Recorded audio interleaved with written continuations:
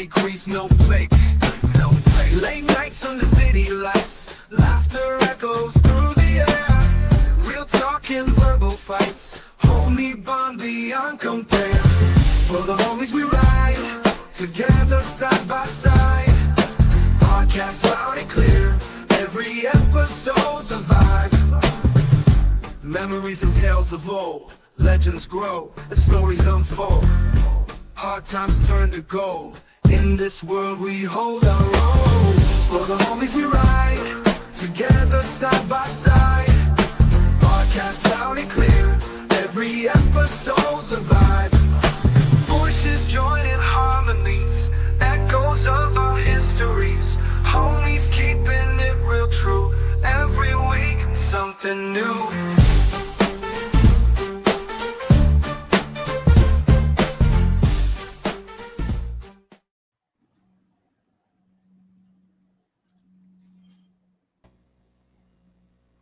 Hello, everyone. It's Thursday night. You know what that means. It's another exciting episode for the Homies Podcast. And before we introduce our distinguished guest tonight, returning from New Jersey, it's MMA Chris King Jr. How you doing, brother? How was your trip? Oh man, it was fun. It was fun. I went to New York though, like, because New Jersey's a shithole. No offense to New Jersey. It's like pretty. It's like it is what it is. Like, I'll give my money to the New York economy before I do New Jersey ever again. But yeah, it was amazing out there. So yeah. How you doing, Ebola? I'm doing good. How are you? Ebola, you forgot to endorse somebody. We hit 200 subscribers. I hit it here. Come on, Ebola. Come on. You can do it. You buy confess your love. You can do it. Come on, Ebola. I love his avatar. Sorry, my mom was talking to me for a second. Oh my god. Kamala Harris. I'm sorry, what? Wait, what? What about What was that? I hate it. Kamala Harris. What about it? What? What about Kamala? Endorse. You endorse Kamala Harris. Interesting. Would you say that you voted You endorse for her? Didn't you say you voted for her and you love her? Oh, hey, shut up, Kami. Whoa! Whoa, sir. Okay, we're gonna. Oh my gosh. We're gonna carry on this conversation later, Ebola. You're not getting out of this. Anyways, I'll go next. Hi everyone, it's Jake and BIGGDOGGJAKE. My wife is officially here in the United States. Hallelujah. That also means that I am, not doing the same stuff I would normally be doing because, she's here. It was only yesterday they picked her up. But anyways, I am doing the show tonight. Of course, I'm happy to be here. Happy to have Kreese back. Almost, I was this close to going to see Kreese while he was up around my neck of the woods until I realized what part of New Jersey he was in and just exactly how far away it was. I was like, yeah. No, there's always next time, bro. Oh, there's always next time. No worries. But yeah, I'm glad to be here.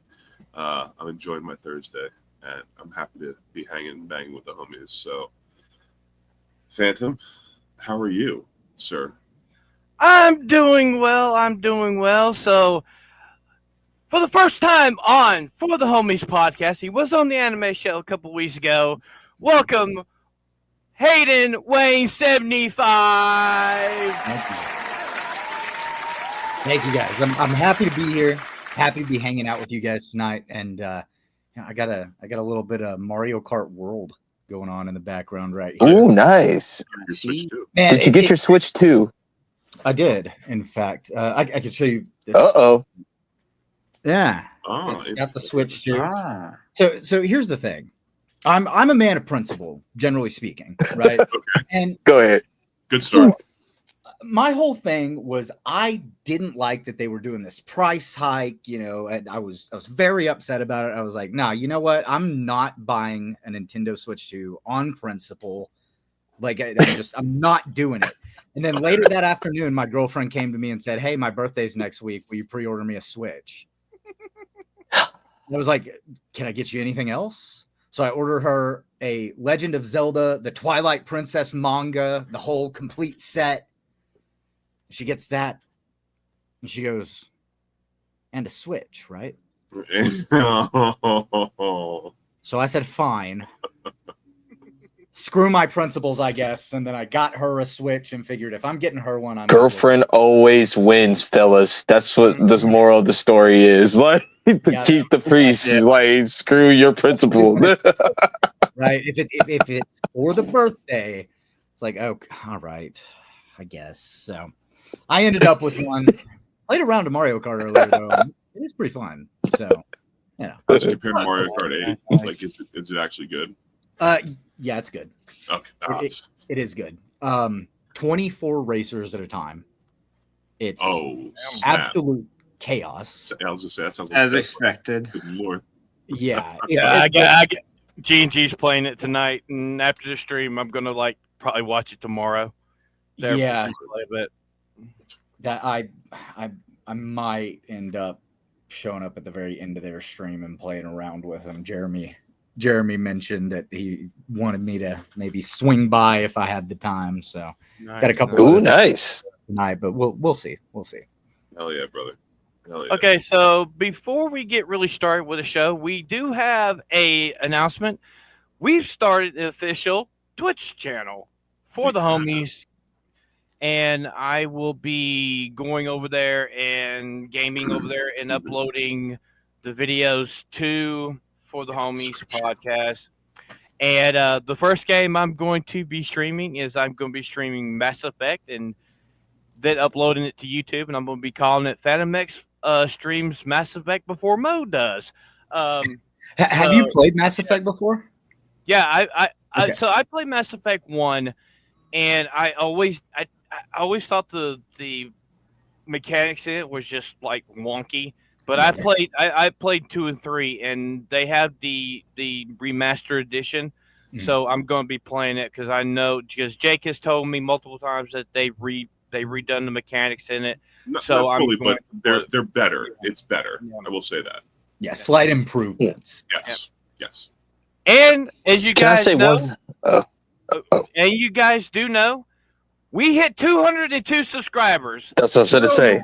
200 We're on the subscribers. We are on the road to 300 subscribers, and at 300 subscribers, yours truly will allow you guys to pick the gayest game on the Xbox Game Pass. Yep. And I'm going to stream it and upload it to the channel.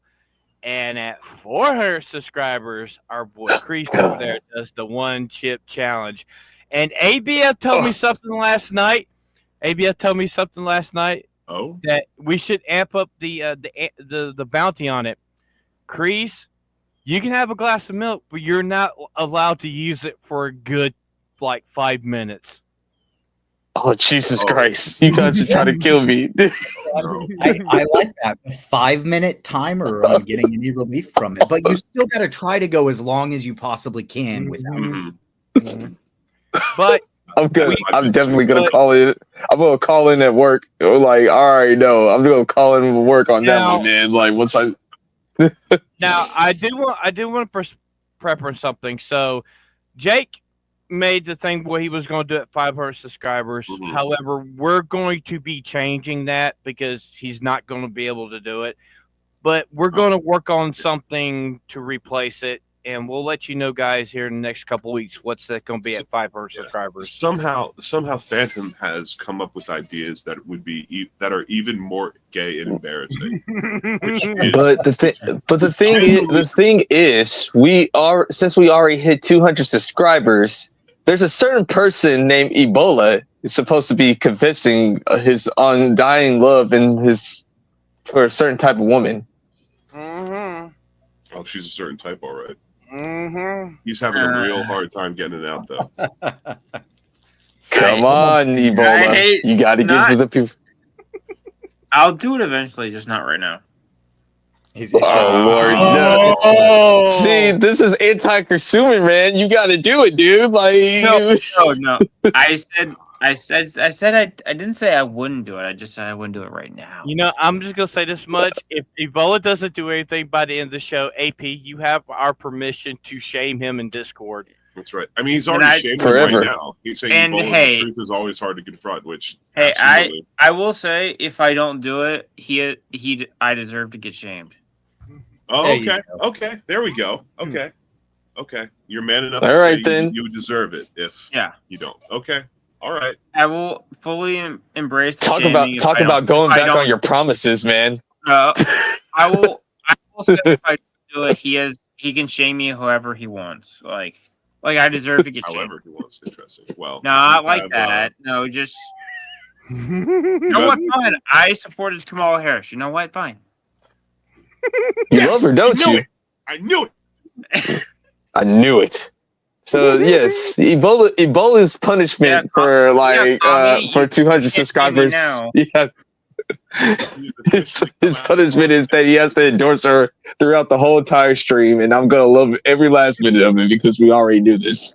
I hate but it. can we appropriate get? that it happens today because today is the day of the MAGA Civil War, apparently. So Yeah. might as well just jump ship with everybody else and just endorse Kamala Harris all the way. Might as well just add fuel to the fire. That's right, baby. Yeah, there you go. All right, so what we got? What we got first up tonight, Crease? So, our internet news, our friend, Mr. Neurotic, Gary himself, has his book coming out. So, how do you guys feel about that? Like, how do you guys feel about Gary getting his stuff out there now? So a lot of people don't like the title of it and the cover of it. It's like it's from prison to YouTube. Fitting book for Gary. Absolutely. Of course. Yeah. Of course. Yeah. Just gonna quickly play this as we're talking. I think the title's fine. Like it's I think it's it's a perfect. memoir. It's a memoir. It's something that Gary will come up with. Mhm. Yeah, no, the title is intrinsically Gary. I mean, how often? Yeah. I don't know how often you guys have actually spoken to Gary in person or had one-on-ones with him, but like Plenty of he times.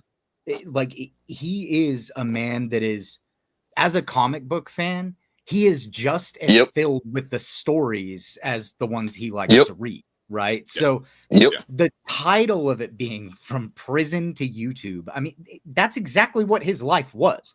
He was a Yeah. criminal, Yeah. a drug addict, an alcoholic, ended up in trouble a couple of times, and then somehow, like if you guys have heard his first story of his foray into YouTube, he Mhm. was Yeah. doing a review with his son while Yeah. he was Yeah.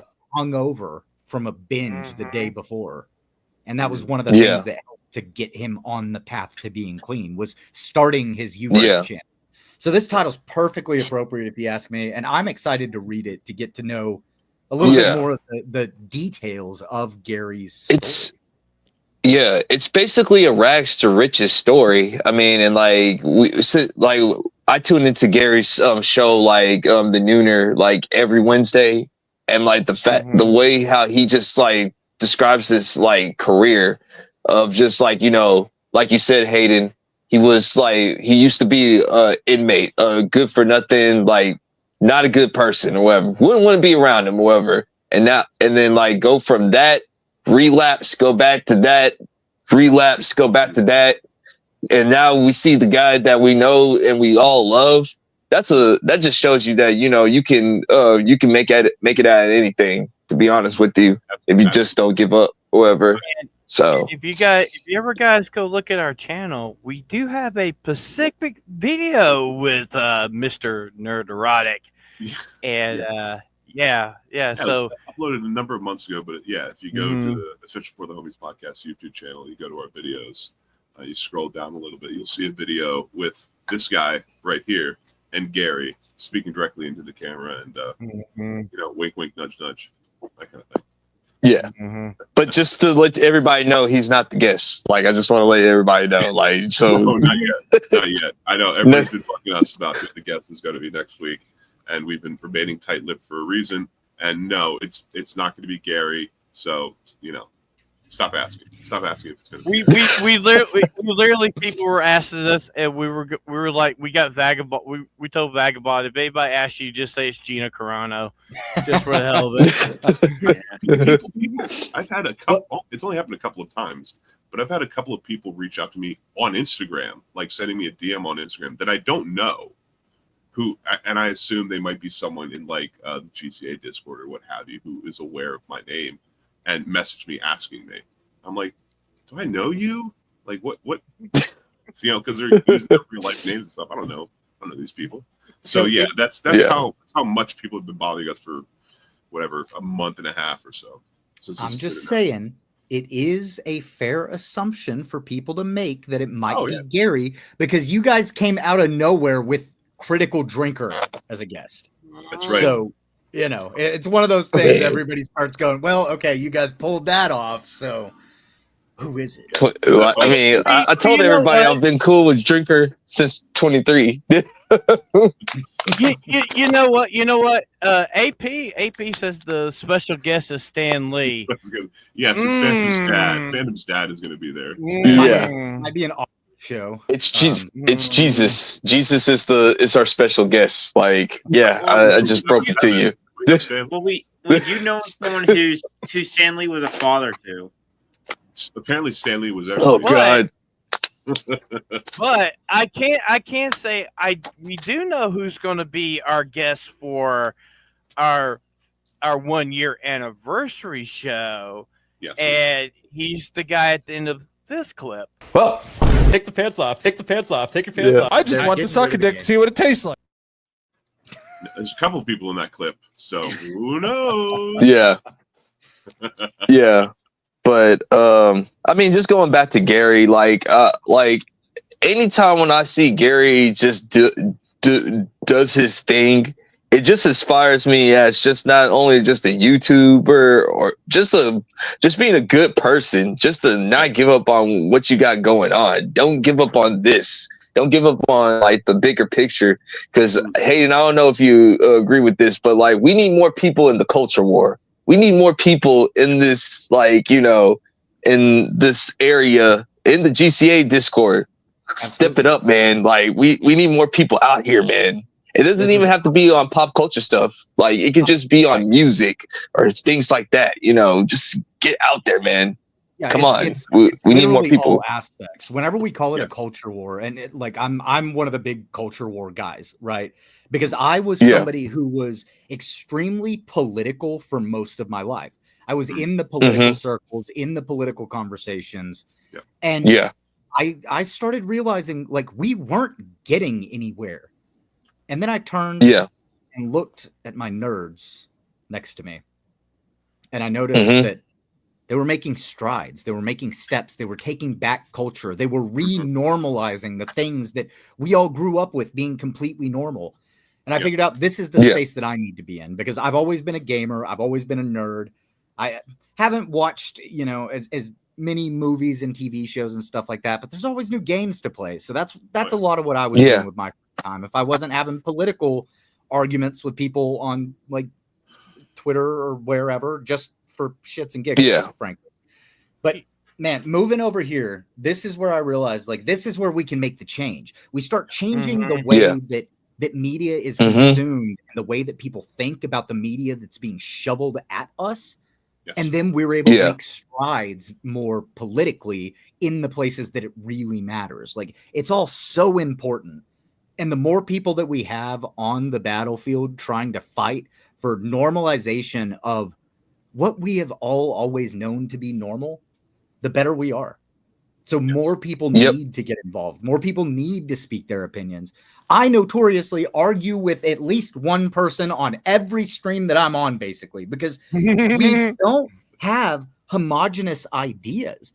We have different ideas, and we can argue and still be friends because we have a variety of thoughts, a variety of opinions, and a variety of people. Whereas the other side, they don't have that. Yes. And that's what breeds the best outcome, is having a group of 5 people, let's say, come together who probably agree on half of the stuff spoken about, but the other half, there's some, even if there's even slight disagreement, could still discuss it, even argue about it perchance, and walk away better for it, shake hands and walk away. And that is, the crucible. That's the crucible that forms the best ideas that come to the forefront. And when it comes to real quick, Phantom, if I may, when it comes, I love the analogy of fighting in the culture war, because it's kind of, now follow me on this, it's kind of like any other war. When it comes to a war effort, not everybody is joining the military or being conscripted or picking up a rifle to be sent to a foreign land and shoot at people. There's people that work in factories. There's people that print flyers. There's people that talk about it in the news, that do journalism. We're not to join the culture war, if you will, is to not get on as many streams as you can and challenge as many people who disagree with you, or as many people on the other side as possible. It's just speaking up. It's just speaking your mind. It's knowing where you stand on things and not being afraid to stand on those principles and remain unshuttered, because there are going to be people who are going to attack you, but I promise you there's just as many people who are going to defend you. Yeah, so and I've always said this culture war that we're in, it's not a left versus right culture war. This is a culture war that is between cultural Marxists, as I like to call them, and people who are more for free thought. That's where the war is actually taking place, because if you see the people on the other side, they march in lockstep with each other, and the minute somebody steps outside of what they are doing, they castigate them out, they call them an enemy, and they start calling them all the same names that they call us. And then what do those people do? They either disappear into nothing, or they end up joining our side, because we are the side that is open to free thought. As long as you're not somebody trying to harm somebody or shut somebody down because of the things that they say, we'll welcome you no matter what your views are. Just don't hurt people, don't cause victims in any way. Good. I'd like to give a big shout out, even though he's a raging homosexual. Isaac just started up a podcast recently, the Golden Age podcast, and he's killing it over there. And he started his channel. He's working really hard of it. Shout out to Isaac. Go check out his shit. And it's like us. Gary is the focal point of the fellowship. He started it. Then G&G, and then a lot of us came from G&G, GCA. The homies came from GCA. We all have so much gratitude for Gary for starting this. And Gary walks so we can run.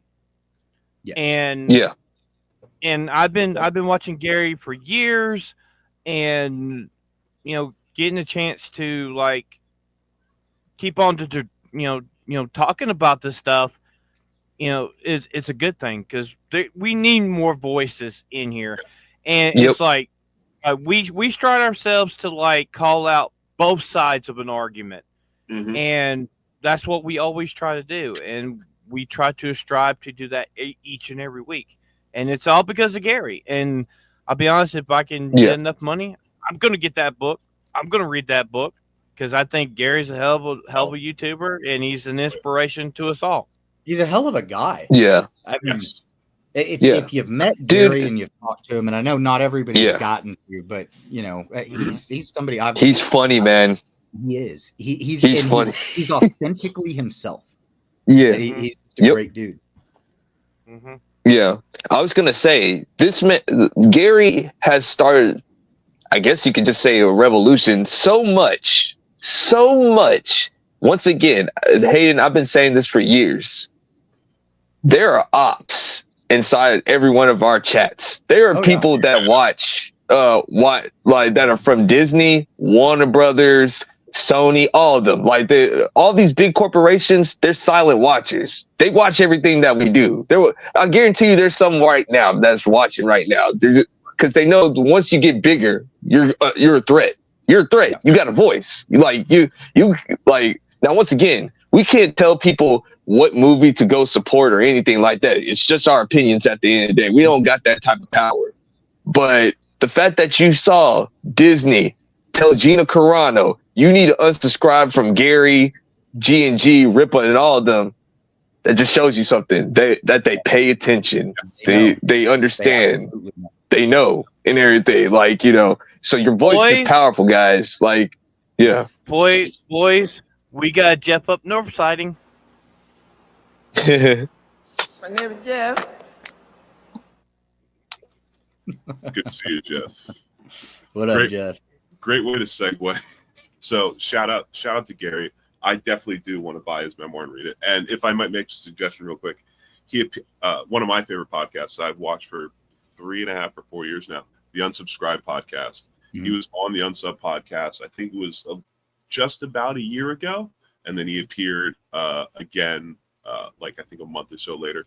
He, you know, that entire 2 hours, most of it is dedicated to him telling his story from birth, essentially, to where he is today. So if you guys ever need a primer on who Gary is as a person, and I imagine see what's going to be elaborated in the memoir, if you have yourself an hour and a half or 2 hours, look that up.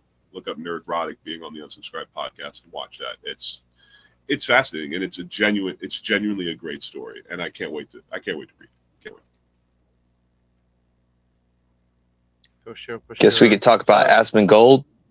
Sure. Yeah. Now this is some big news when this dropped. Yeah, Hayden, I don't know how aware you are of the various online streaming drama, especially like the stuff that's been going on with Twitch, not just with Asmongold, but obviously people like Hassan and the various, you know. I am putting it lightly. I am exceptionally aware, shall we say? Right. And the latest development in that is Asmongold has officially said, nuts to this, Twitch can go jump into a lake, and he is officially signing with Kick. And as far as I'm aware, this is an exclusivity deal. I don't know how long. It's not. It is not. There is absolutely nothing about this deal that is exclusive. They just put him into the partner program. He is still streaming on Twitch. He won't stream on YouTube because YouTube is notoriously hefty on copyright issues. So he steers clear of that. But yeah, he's Twitch and Kick. He is full blown. Every stream is on Twitch and Kick. Wonderful. Well, then that's good because again, I believe, I don't know who he goes. What do they call him online? I can't think of his name, but I was watching a story from a Twitch streamer who has, I think he shifted a lot over to YouTube because he had a ban for calling another streamer fat, which that was Tectone. Tectone, thank you. Tectone called one of Hassan's mods, Frogan, called her fat. Yep. And Twitch gave him a Jabba the Hutt looking ass. Yeah. Oh my god. Hey, that's insulting Java. Tectone got banned again today because yesterday he was on talking about some girls that have OnlyFans and are also on Twitch, and he was complaining about the fact that another VTuber got banned because she was showing hips, and the Twitch TOS says you can't show hips. So she was in pools and hot tubs wearing more clothing than half of the girls on Twitch that are showing their bodies, right? And she got banned. Tectone went on to say, because the two OnlyFans girls that he was going after had previously come after him after he received some allegations of sexual assault last year, and those allegations went nowhere. These girls went after him, tried to pin him to a wall. Nothing ever happened to it.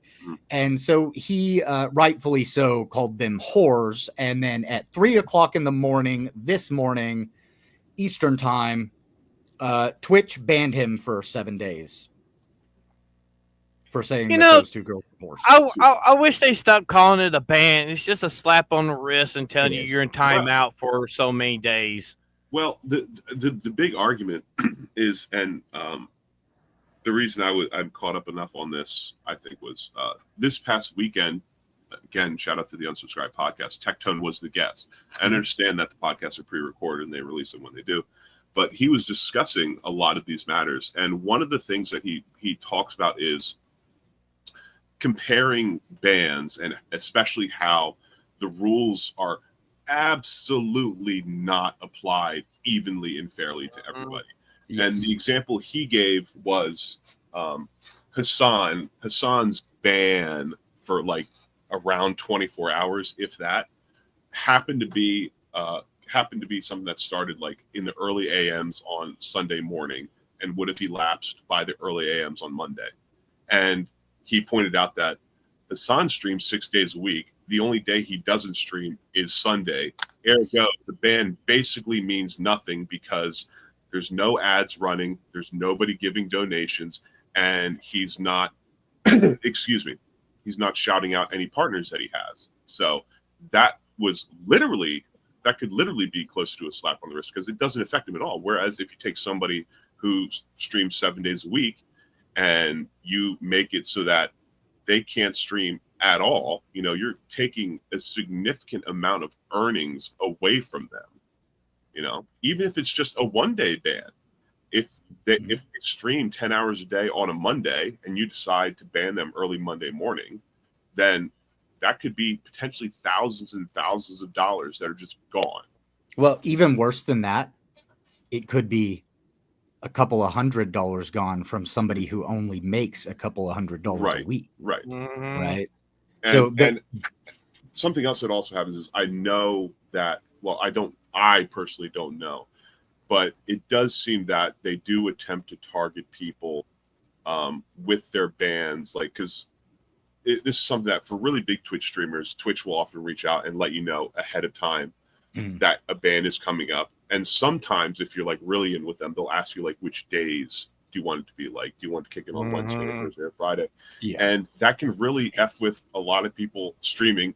Like Hayden said, it could be the ones that make a small amount of money where that ban really, really impacts, their ability to pay their bills.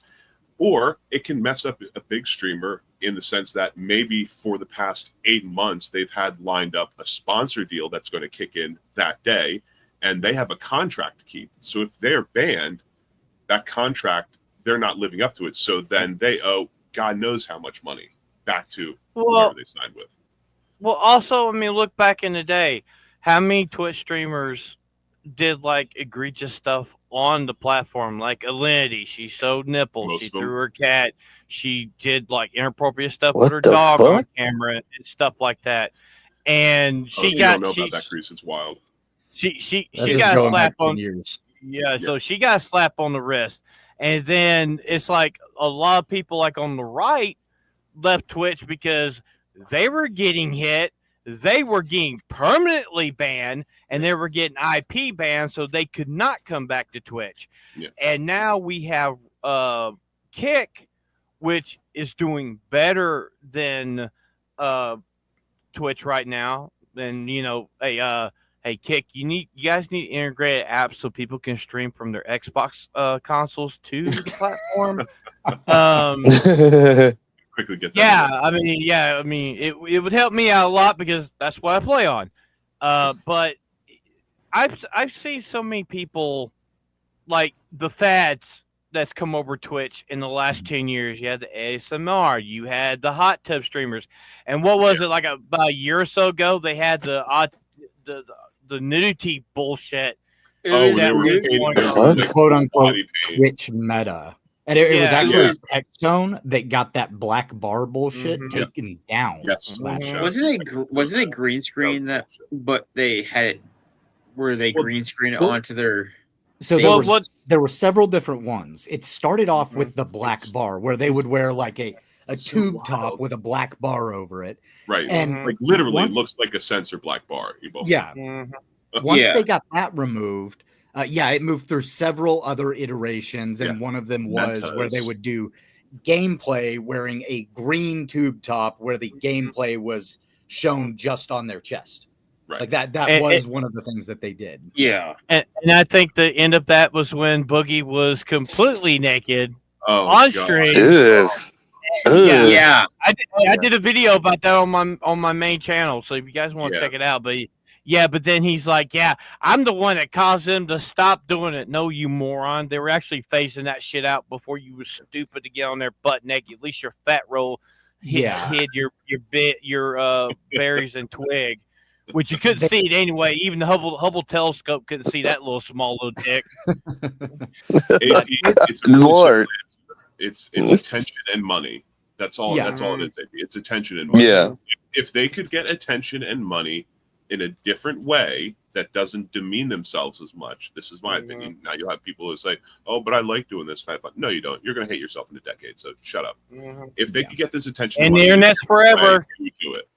And Yep. again, the internet's forever. If you open an OnlyFans even for a month and upload 2 pictures, that's it. It's forever. 2 photos are there. That's it. So, but so we had this conversation not too long ago. I praised the females that get out of the OnlyFans shit. I praise them for doing that. Like, is that girl that was on the whatever podcast, the redheaded girl? She left it. She closed her OnlyFans down, and she's about to speak at Turning Point USA within the next couple months. And you still have people talking shit about her today because she changed her life around. She tried her best to get whatever she could scrub. The internet's forever, and her shit's gonna be out there forever, and she knows that. But good on her for doing that. Yes, good on her for doing that. Yeah, and that is what we need to accept. It's not when these people they quit and just move on to something else. She repented. She found God, lack of a better term. She literally found God. So she literally repented. Yeah.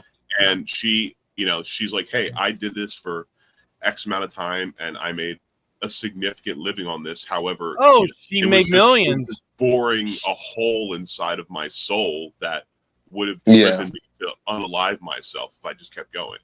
Dude, she literally made millions off of OnlyFans. Millions off of OnlyFans. And so when someone like that quits, they turn it off. They're done with it. They come out and they say that they shouldn't have done it in the first place. They made a mistake. They're trying to turn their life around.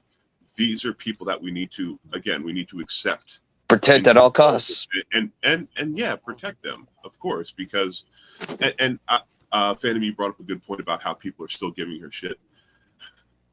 In my opinion, from what I see in online discourse, most of the shit that's being flung is by people who still do OnlyFans against her for quitting. And some people on our side of the fence too. Yada yada yada. It's like, man, it's because every time that happens, every time somebody quits OnlyFans and repents for it and tries to turn their life around, it reduces the pool of really famous people on OnlyFans, which makes them bigger targets, which makes them look worse because you're changing public perception of what this is, because more people are coming out and telling their story about how it's just a life-sucking method of earning money, hoarding yourself out on the internet.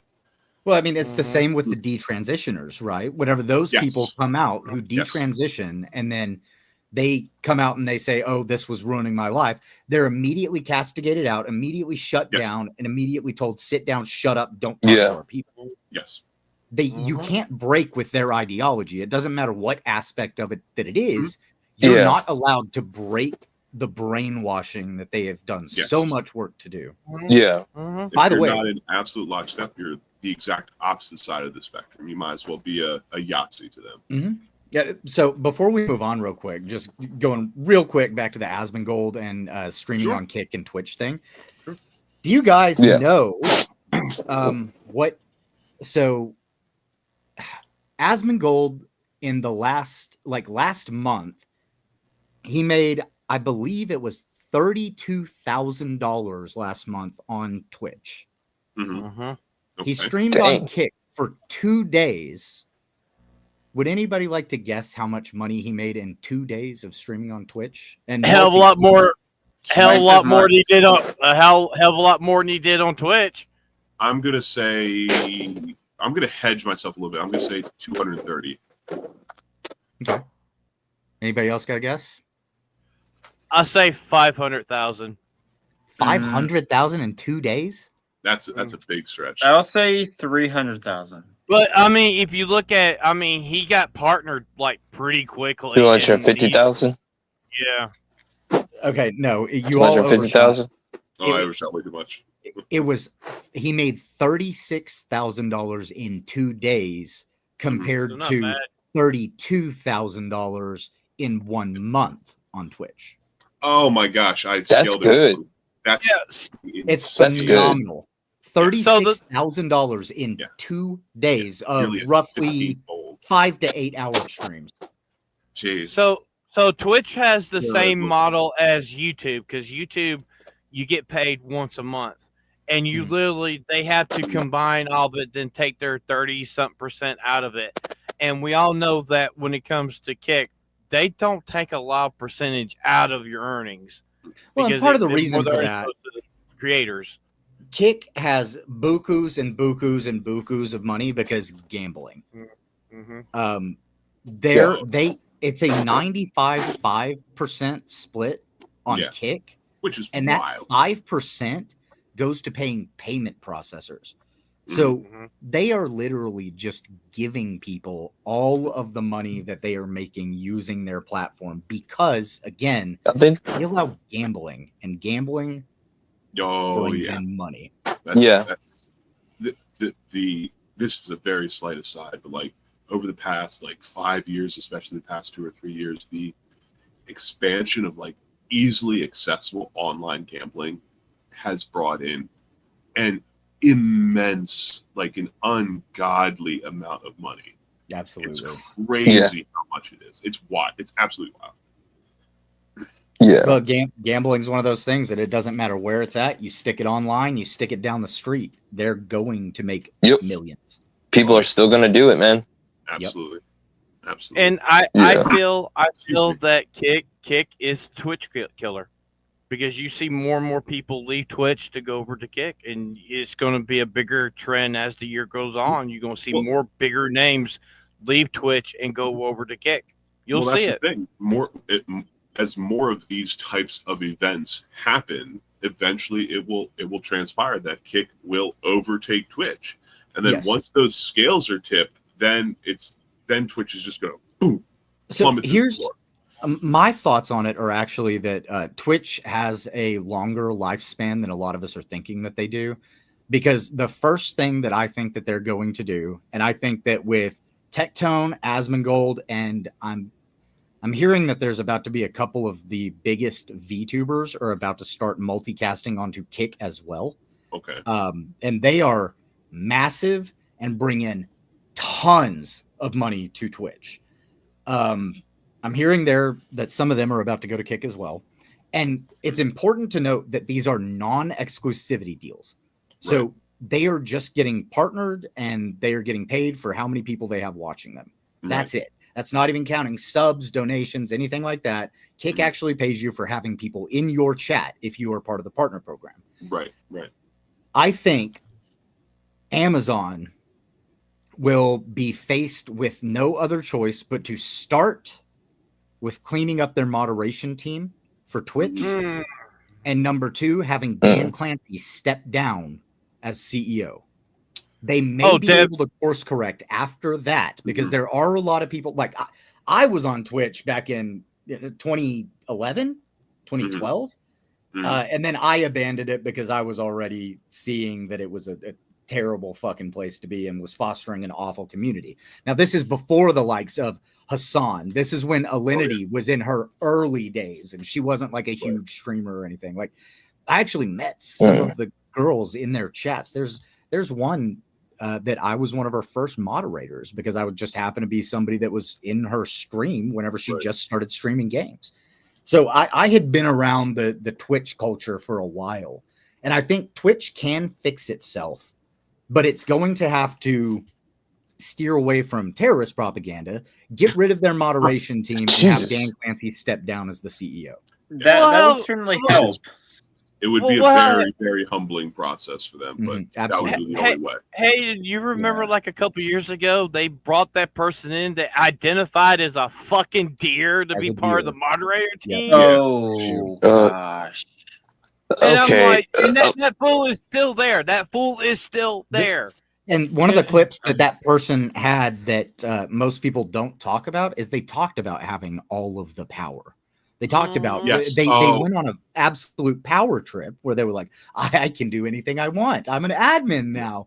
I can just go into somebody's chats and just ban people if I don't like what they're saying. If you're a transphobe, ban. If you don't like furries, ban. Like they just went down this whole fucking psychotic tirade. Yeah. saying they were going to abuse their power, which they've done. Total Yeah. BS power trip That's stuff. insane. My goodness.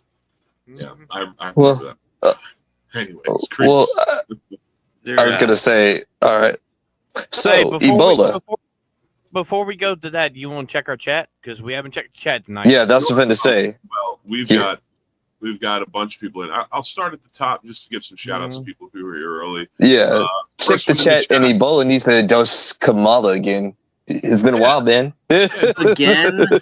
First in the chat Yes. was AP, hailing the homies, and we hailed you, good sir. In fact, we just show it here. Hail AP. Hail you, AP. Second in the chat, and I do want this is a special shout out for me. Sophie came in saying hail figs and smash the like button. I want to give a special shout out to Sophie because so my wife is Peruvian, and like I said, we just got her here into the US yesterday. And Sophie was so very kind as to hand make a gift for my wife and myself. Aww. And my wife showed it to me last night while we were unpacking. And Sophie, I just want to say thank you so very much for the gift that you made for us, or the gifts, the multiple gifts that you made for us. They're very nice. They're very funny. They're very fitting. And we just want to say we love you and we appreciate you and thank you so very much for doing that. Sophie's a gremlin, but she's a sweetheart gremlin. She's an absolute. She's evil. And I have She's to a say trash this. panda. I have to say this for Sophie. Hey, Sophie, Big Mexico. Oh yeah, Batlow's already in the chat doing that. Big Mexico. Yeah. Dragonbot came in. I was here, gonna- hailing people. Oh, go ahead. Go ahead. No, I was gonna say that Gary even made a shout out to Sophie today. Like he was just doing a recap on his nooner or whatever. So like, yeah, shout out to Sophie, even though you're evil sometimes to me. Gary, But okay. You know, Hayden. The next time you're in Discord, you need to ask Sophie about the shoveling. Talk about shoveling and ask her shoveling. Shoveling? Even I Yeah. Shovel talk. Shovel talk. Okay. All right. I will try to remember to ask Sophie about shovel talk. Even I have no idea what this God. I'm I- terrified. Yeah, me too, honestly. It's nothing bad. It's not bad, but she tried to convince us on shovel talk the other night. It was a funny debate. I know what it is though. Enough of the shovel talk. You're a combo supporter. You know everything. Go ahead, Jay. I wouldn't put it that way. Anyways, Vagabond's coming in and hailing us, as is the king of all mods, Nagarnal. Hail to you, Nagarnal. Thank you so very much for modding, throwing up everybody's links as always. We genuinely appreciate that. We had a corn boy come in here saying, share the stream, friends. Thank you. Be a good friend. And Thanks, share the corn boy. stream. And make sure you give it a like and make sure you comment on the bot after it comes out. When the show's over, just hit F5, refresh, type in a little comment. We appreciate you for doing so. Oh my goodness. And again, Nagarnal, as always, I appreciate it. Nagarnal throwing out the links to our guest, Hayden. Thank you so very much. And of course, excuse me. NPC person, I'm not sure I recognize the name, saying, did she hand you your balls back? I am not exactly sure what the context That was referencing to Hayden and getting a Switch. Oh, bullshit. No, fuck you. I'm sticking with what AP It's called keeping the peace, man. It's called keeping the peace. It's a birthday, right? And that's exactly what's happening. Yeah, it's this lady's birthday. It's called keeping the peace. She's gonna get us. It's her birthday. All right, let it be. Let it be. So if you had a suggestion that I should have my legs waxed on stream, that would. Oh boy. That would be something. We'd have to figure out the camera angle, but put that on the list. Put that on the list. That sounds awful. That should be 1,000 subscribers, man. Like, maybe we can make it a leg for 500 and 1,000. They'll do like my chest. Who knows? Jesus. That's all. Man. Good Lord. Sophie. Ooh. Oh my goodness. And of course, Vatlaw come in. It's like I said, fandom bringing up that Sophie living in Greek. Oh, this is all the conspiracies. Sophie lives in Big Mexico. Jess is a ginger, and he says, "I bet Jake can't let this go." Yeah. So I'm against Jess is a ginger thing because she's not. She's dirty blonde. My wife is a ginger. Hayden's a ginger. Jess is not a ginger. Everybody, let it go. It's not. She's not. Weirin came in. Weirin coming in and hail to you. We know that it's roughly 2 a.m. where you are, so we appreciate you. Yeah, thanks for being here, dude. Watch the show. Oh my gosh! And other than that, Sophie has one last suggestion, saying, "Don't be a wimp. Use real wax, not that BS stuff you guys use over there." What do you want him to do? Melt a candle onto himself and rip it off? Yeah. Wax Oh my We goodness. said That she would was work. evil. We said she was evil.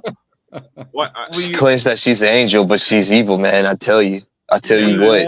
Yeah, like, I don't know what you mean by real wax. If it was like candle wax, it'd be hot, but that would harden. I assume you mean like beeswax or something. Which No, she meant She candle said wax.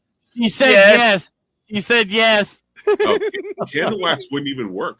That would just be pouring hot liquid on me. That would harden. You couldn't rip hair off of that. Gosh, what You know, terrible, I think terrible Sophie. ideas. I think Sophie should not get a visa to come to America because we're all be fucked. Yeah. Have a Hey, life would be interesting. That's all I'm That's saying. hey, true. at least Yeah. it'd be better than some people we actually have here. Yeah. Good point. Damn, what type of shit are you into, Sophie? Anyways, God.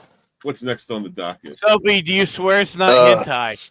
That's Vagabond, not Sophie. That's Vagabond. And it's trailer trash time. Right. Which- Sounds good. So we have 2 trailers for you this evening. The first one, the first one is for a movie called Countdown, which this was news to me. I mean, obviously, anytime a trailer drops, it's news to me. I just found out about it. But it is an action movie starring Jensen Ackles. And Interesting. one thing I've seen regarding this movie is a lot of people The are man that's saying supposed to be Batman. well, a lot of people are saying, like, finally, Jensen Ackles is the big player in an action movie. Because apparently people have wanted something like this for a long time, and we're about to have it. So we'll go ahead and we'll watch this. I checked it for copyrighted music. We should be good. But if you guys have any thoughts as it plays, go ahead and throw them out. Shout out to Jake's lovely wife in the chat. Oh, shout out to my lovely wife, Anna. Hello, Anna. I love you, baby. I hope you're enjoying the air conditioner upstairs that I went through great effort to install so that we can sleep in the nice, cool air. Wonderful. Anyways, so countdown for countdown. 5, 4, 3, 2, and countdown. Original series, June 25. First thought, if I may, they mentioned at the beginning of the trailer that they're trying to stop a weapon of mass destruction. Other than that, is it just me, or did anyone else have a hard time figuring out what this is supposed to be about? Honestly, the people, like, I what think is it's the better. overall story? I think it's for the I better think it's that just you a don't normal know. action movie. It's a normal action movie to me. Oh, it's a show. It's a show. Oh, it's a show. AP is saying it's a show. Yeah. Yeah. Oh, So it's a show. Okay. this feels like a. I hate to say this because, like, as it looks like there's something there that could be interesting, but I don't like how much humor they tried to sprinkle into the trailer. It was like it took you out of those intense moments, and it kind of made you just kind of. And it wasn't. We weren't audibly laughing. It was more like a kind of roll your eyes, like, okay. Like I don't know. I feel like I Take now it know easy, why woman. I have not heard of this before. Yeah, I did see that, and Sophie brought it up that Chicago PD was awesome. I know that's a show like my mom watches. It's from the producers of Chicago PD and the FBI series of shows. I think FBI International. Those are, Chicago PD is a police procedural, and FBI International, I guess, is a government agency procedural. I guess you can call it, because that's basically what it is. But what I hope is both that of this those isn't- shows don't have that sprinkling in of humor that I felt like they No, could they bash don't. us over the head with in this Right. trailer. Yeah. Yeah, both That's of those the thing shows that are takes played you out of it. completely straight. Mm-hmm. In fact, Chicago PD has some Yeah. serious storylines in some of the Mhm. seasons. Yeah. so I felt like if they kept this trailer more serious, I would be more interested in it. Like I like Jensen I Ackles. Yeah. I Oh, don't yeah. hate the Oh, yeah. casting. But there was something about that sprinkling of humor that makes me feel like they're Yeah. gonna do that multiple times every episode. Well, Sophie Um, brings up something here that I want to build on. She's saying Supernatural was funny and depends on how they write it. Do you think they might have inserted more humorous stuff because it's Jensen Ackles? Because people are going to see him and think Supernatural and how much they love that show and the I mean, kind of when he was, off-ball humor that was in there. I mean, if you watch The Boys when he was Soldier Boy, he sprinkled as much. Fucking hilarious. Like Yeah. season three of The Boys is like the most funniest season. Like I Mhm. watched all of The Boys. Like I always rank it like this. Number 1 is the best season. Number 2 is just okay. Number 3 is funny as hell, and then number 4 is just really, really gay. I mean, that's just a So I mean- I think whenever you're looking at shows like say Supernatural or The Boys, Mhm. you have Yeah. this aspect of they don't take themselves seriously, and that can work with Yeah. horror, right? Because Mhm. horror, the two kinds of horror that we really get are it's either really three kinds of horror. It's either really scary, like freaks you out psychologically, jump scares you. That can be a really Yeah. good movie. It's goofy horror and funny Yeah, with like an Supernatural. interesting story, like Supernatural, Yeah. right? Or you get the other kind of horror that is just bad horror, where they don't sprinkle comedy into it, but it's just not Right. good. Whereas if you look at something Yeah. like The Boys, it's superhero setting, so it can very easily do something where it doesn't take itself too seriously at various different times, Yeah. because we're already watching them use fantastic powers, or like in horror we're already seeing some Yeah. kind of monster or something that's supposed to Yeah. freak us out, so they can take it to those funnier areas. But if you're going to do a sort of police procedural and sprinkle humor into it, what was that show with I'm It's a blanking on the main rookie? actor's name. The Brooklyn Nine-Nine. Oh, Brooklyn Nine-Nine. That was Yeah. Pure Yeah. comedy, but police procedural. Love Right? that show. So you can Yeah. do something like that, but to take a serious police procedural, which is what it looked like they were trying to set up here, and sprinkle in Yeah. dumb humor, to me it feels like they just kind of take you out of the environment that they're trying to build. I agree, and it is a little bit jarring Yeah. when in the first like 20 seconds they talk about how they're attempting to stop a weapon of mass destruction, and they're saying that they're trying to prevent another 9/11, and that we are looking at a Chernobyl level event. Like that's all very like preventing another 9/11, looking at a potential Chernobyl level event, and Shouldn't be making any jokes stop like a that. weapon of mass destruction. That You know, felt if like, there's going to be a joke here and there, okay, but to layer it as much as they did, yeah. I would want the people, I would want whatever police or law enforcement organization who is on To that take case it seriously. Yeah, I'd want them to be a little more serious than what You they know what the first what bit of they- that felt like? Hmm. It felt like 24. If you guys ever watched Mm. 24. Oh, I was just about to Okay. tell you 24, like with Jack Bauer. 24, yes, extremely serious, extremely high stakes.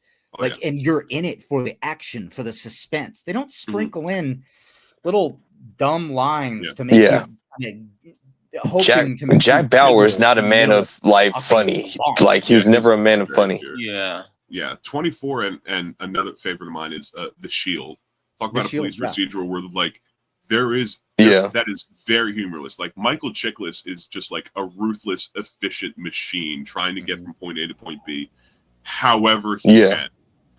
And you know, Listen, maybe that's they a little too could serious make now, this but work, but I feel like they've put a little bit too many ingredients into their pot of soup here, and it just doesn't taste right to me.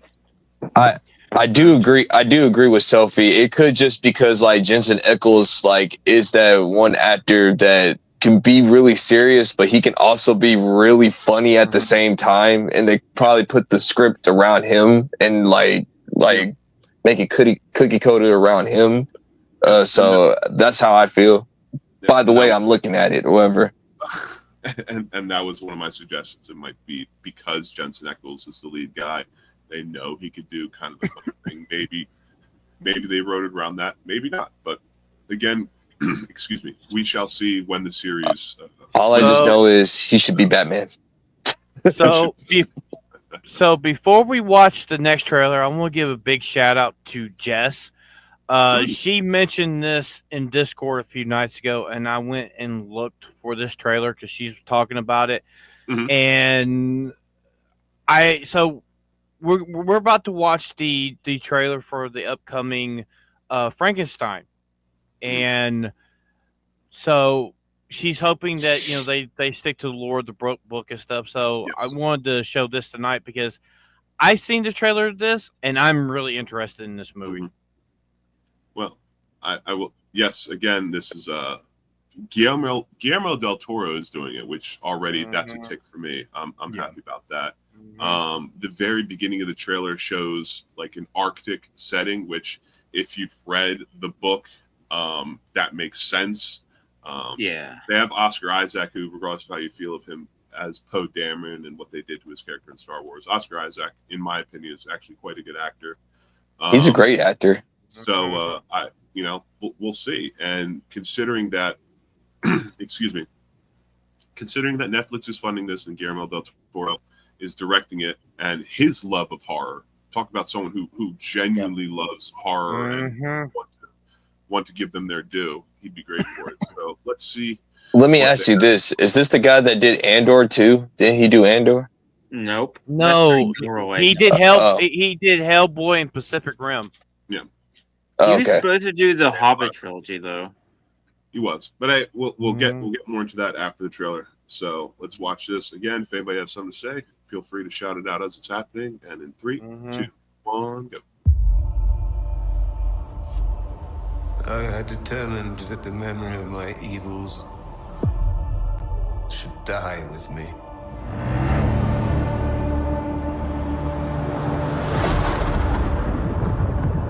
I really like how they're telling this up. Is fact. The dark vibes, like Those guys. Some is not.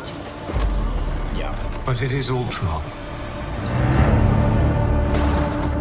And it does seem to be from the position of Dr. Frankenstein. From that Arctic expedition. What manner he's looking for? He's looking for that person.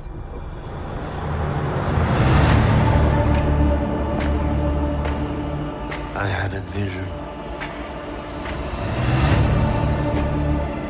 An idea. Oh, nice. Took shape in my mind. Inevitable. Unavoidable.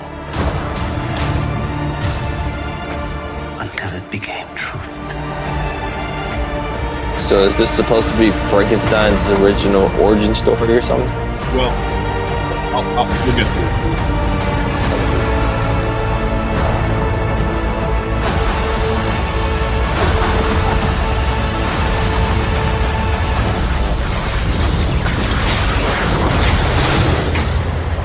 Seeking life.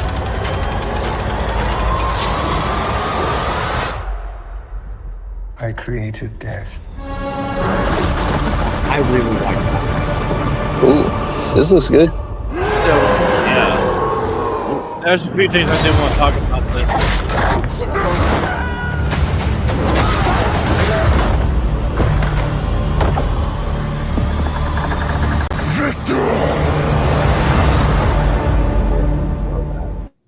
Now, the one thing I do want to say about this, you don't see the creature. You see him you see him covered up. You hear his voice. They do not show a good view of the creature. He screams that Hitler there at the end. So okay. So for anybody who doesn't know, Frankenstein is the name of the doctor doctor. Mhm. The Dr. monster is Frankenstein's monster. So this is actually the story of the doctor. Yes. So, Kreese, whenever you were asking, is this Frankenstein's origin story? No, this is Frankenstein's story. Because, again, Okay. Frankenstein is the doctor. The Right. monster is Frankenstein's monster. Yeah. That, And- over Oh, okay. time, that colloquially got kind of mixed up. Like, Yeah. people started calling the monster Frankenstein. No, Especially the after all doctor's Universal name monster is... movies. Yeah, the doctor's name is Dr. Victor Frankenstein. Mhm. Mhm. Yeah. That's who created the monster, right? Yeah. So we're actually going to get his story. And I know one thing that Jess was really excited about, that I was too. Mhm. There's no fucking Igor. Yeah. Igor No, is I not agree. in the that book. was something I that was agree. entirely invented by Universal for the Yep. Universal Frankenstein movie Yep. back in the late 20s. I mean, there Okay, was because I was gonna there was ask you, that like, what's the Igor what's the movie. problem with Igor? What's the Igor problem with wasn't- Igor? Like, He wasn't in the That's the original thing. book. Mary They- Shelley Yeah. wrote Frankenstein, subtitle, or Mhm. A Modern Prometheus. You know, That was the Prometheus original being title. one who grabbed fire from the gods was punished for it. That's supposed to be the allegory for Dr. Frankenstein literally creating life and creating Frankenstein's monster. But it's actually death. So Yeah. why they created the Igor character is because they needed Victor von Frankenstein to have somebody to play off of. That's Yeah, the reason otherwise- they Oh, okay. created Igor, was to be his sidekick. Right, because in a movie, okay, you need to have characters talking to each other, whereas Dr. Frankenstein would just be in his lab alone. He was a very Maybe loner talking to character. himself, but yeah, he's Yeah. a very loner guy. So when Universal was adapting it to a movie, nearly 100 years ago at this point, Mhm. they created the Igor character, like Phantom said, so you have somebody to bounce off of. Mm-hmm. Did they also create the Igor movie? Maybe. Well, they just like over the years, NGM wanted to do a like dark multiverse. Oh, the Dark Universe thing. Dark universe of the monsters. They tried it with Tom Cruise's the Mummy. It totally failed. They Yeah. tried to reboot it with, even though a lot of people didn't like it, Dracula Untold, which is a good Mhm. movie, by the way. There was and the Wolfman that they did with Anthony With- Hopkins and Yeah, that's a good one, too. Benicio del Toro in like 2011. That's a good one, too. Yeah, that's a good one too. Mm. And I think the Dark Universe obviously fell flat on its face. And in my opinion, I know Frankenstein is the story. Mary Shelley's Frankenstein is now open, Right. But I feel like they've finally given someone who has a solid vision and can really do it justice the money to do it. Having Guillermo del Toro making Frankenstein, which I'm a fan of Guillermo del Toro. I've seen basically all of his movies. I think I might have missed one or two. I like his style. I like the movies that he does, whether it's things like horror or whether it's something like Pacific Rim, which is basically just straight action, even though there's these monsters from underneath the crust of the planet that come up. He loves horror. He loves horror. He absolutely loves it. And He's probably the first one making a Frankenstein movie that actually read the damn book. yes, And actually yes. cares about What I'm excited for is that, like I said, the trailer opened on like a shot of the Arctic and the ship that was Mhm. moored there, and I'm like, well, that's how the book opens. Yeah. The book does the story. I guess I don't want to like spoil it. I guess, but obviously people know. Dude, it's over 100 something years. I'm okay with it. Like, But the story It's been of enough time. the book Frankenstein, it doesn't take place linearly. The very beginning of the book, Dr. Frankenstein is an old man who's sick on a vessel that's heading to the Arctic because he's attempting to find the monster. The monster escaped, ran away, and fled to the Arctic. That's killed where his wife and then killed his ran. wife, did a bunch of stuff, and that's why at the very, very end of the trailer, as you saw, you see this hulk of a person or being, cloaked up. You can't see who he is, throwing people around, and then he knows Victor Frankenstein is there, and points to the cabin and yells out, "Victor!" Well, and that was one of the things I said as the trailer was going on, where it seems like it's a story that Victor is telling of the past due to the narration that they give you there, right? Which is how the book is framed. Yes, that's exactly what I want to see in a Frankenstein movie. Thank you. Absolutely. Like it's not. So this is going to be a movie, not a series or whatever. This appears like it will be a movie, and like it just says November. So sometime in November on Netflix there'll be Guillermo del Toro's Frankenstein. I guess I for one am looking forward to it. Well, don't forget, like last Christmas we got Nosferatu. We got Dracula. Fantastic. I don't know if you guys have seen it, but my wife and I went on Christmas Day at like 9 p.m. It was Robert Eggers did it well. It was a really, really good Dracula. It was very, very much like the book. So what I'm noticing, like it's like you said earlier, Hayden, like the horror genre is coming back, even with Sinners or whatever. Like like they're starting to bring it back. Like it's starting to it's like it's basically taking over.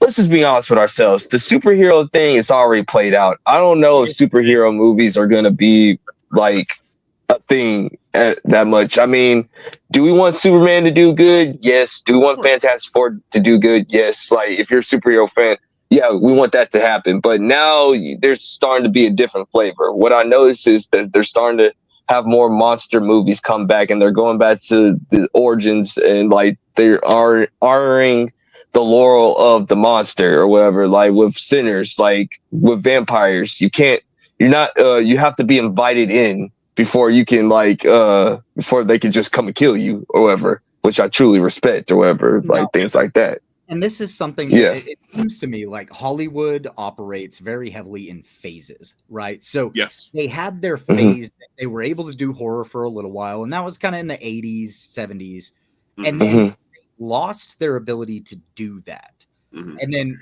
most recently we see where they got into superheroes, but like, remember, Westerns used to be a thing, right? And they were the biggest thing. Westerns were the thing. Yeah, and all our grandparents watched the Westerns, man. Like I guarantee you, your grandmothers or your grandfathers watched Westerns most of the time. The only reason we know any of Clint Eastwood stuff is because of my grandpa. And he was fine with Dirty Harry, but he was also a cop, so he didn't really like it as much as like a lot of the Westerns, right? What's an LA detective doing with a 44 Magnum? Yeah, exactly. Stupid? What are you doing? Yeah. So, but no, with Hollywood working in phases like it does right now, they're scrambling to figure out what the next phase is that they're going to move into. Right. Which I think it's going to be monsters. They're pushing into monsters and pushing into video games, and video games isn't going very well.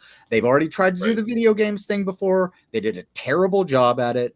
They messed up with horror in the 2000s. They just they weren't making good stuff. So, but they found their little niche there in action movie, like superhero type of movies, right? And like comedies. Remember Hitchcock? And comedies. Some comedies. Yeah. Like Hitchcock was a comedy blended with a superhero movie. Yes. Right. But now comedy is dead. The superhero genre is dying. They're scrambling for somewhere to go. Luckily, the only people who are still horror fans are people who are actually horror fans. Horror fan. Yeah. It's not. We talked about this last night. We talked about this last night, Hayden, like with the Terrifier series, whatever. I know you consider it a slasher or anything, but I'm just for like argument's sake, like people like that type of stuff. Like people are gravitating towards that stuff. You saw with Sinners right now, like it was literally the #1 movie for like almost the beginning half of the summer or whatever, because people love monster stuff or whatever. Like, dude, it's pretty good, man. I highly recommend it. I want to, but I have a very limited window where I can go watch movies. And yeah. My local theater only has 2 screens, so it's totally up to them. Oh, really? Yeah, it's a 45-minute drive to get to the local theater, and then they only have 2 screens. Oh my goodness! It's like I'm down for them to bring back the classic horror monsters: Dracula, Frankenstein, the creature from the Black Lagoon, the Mummy. The Brandon Fraser Mummy movies were excellent back in the day. Those were excellent. But they And- weren't I got all 3 of them on Blu-ray.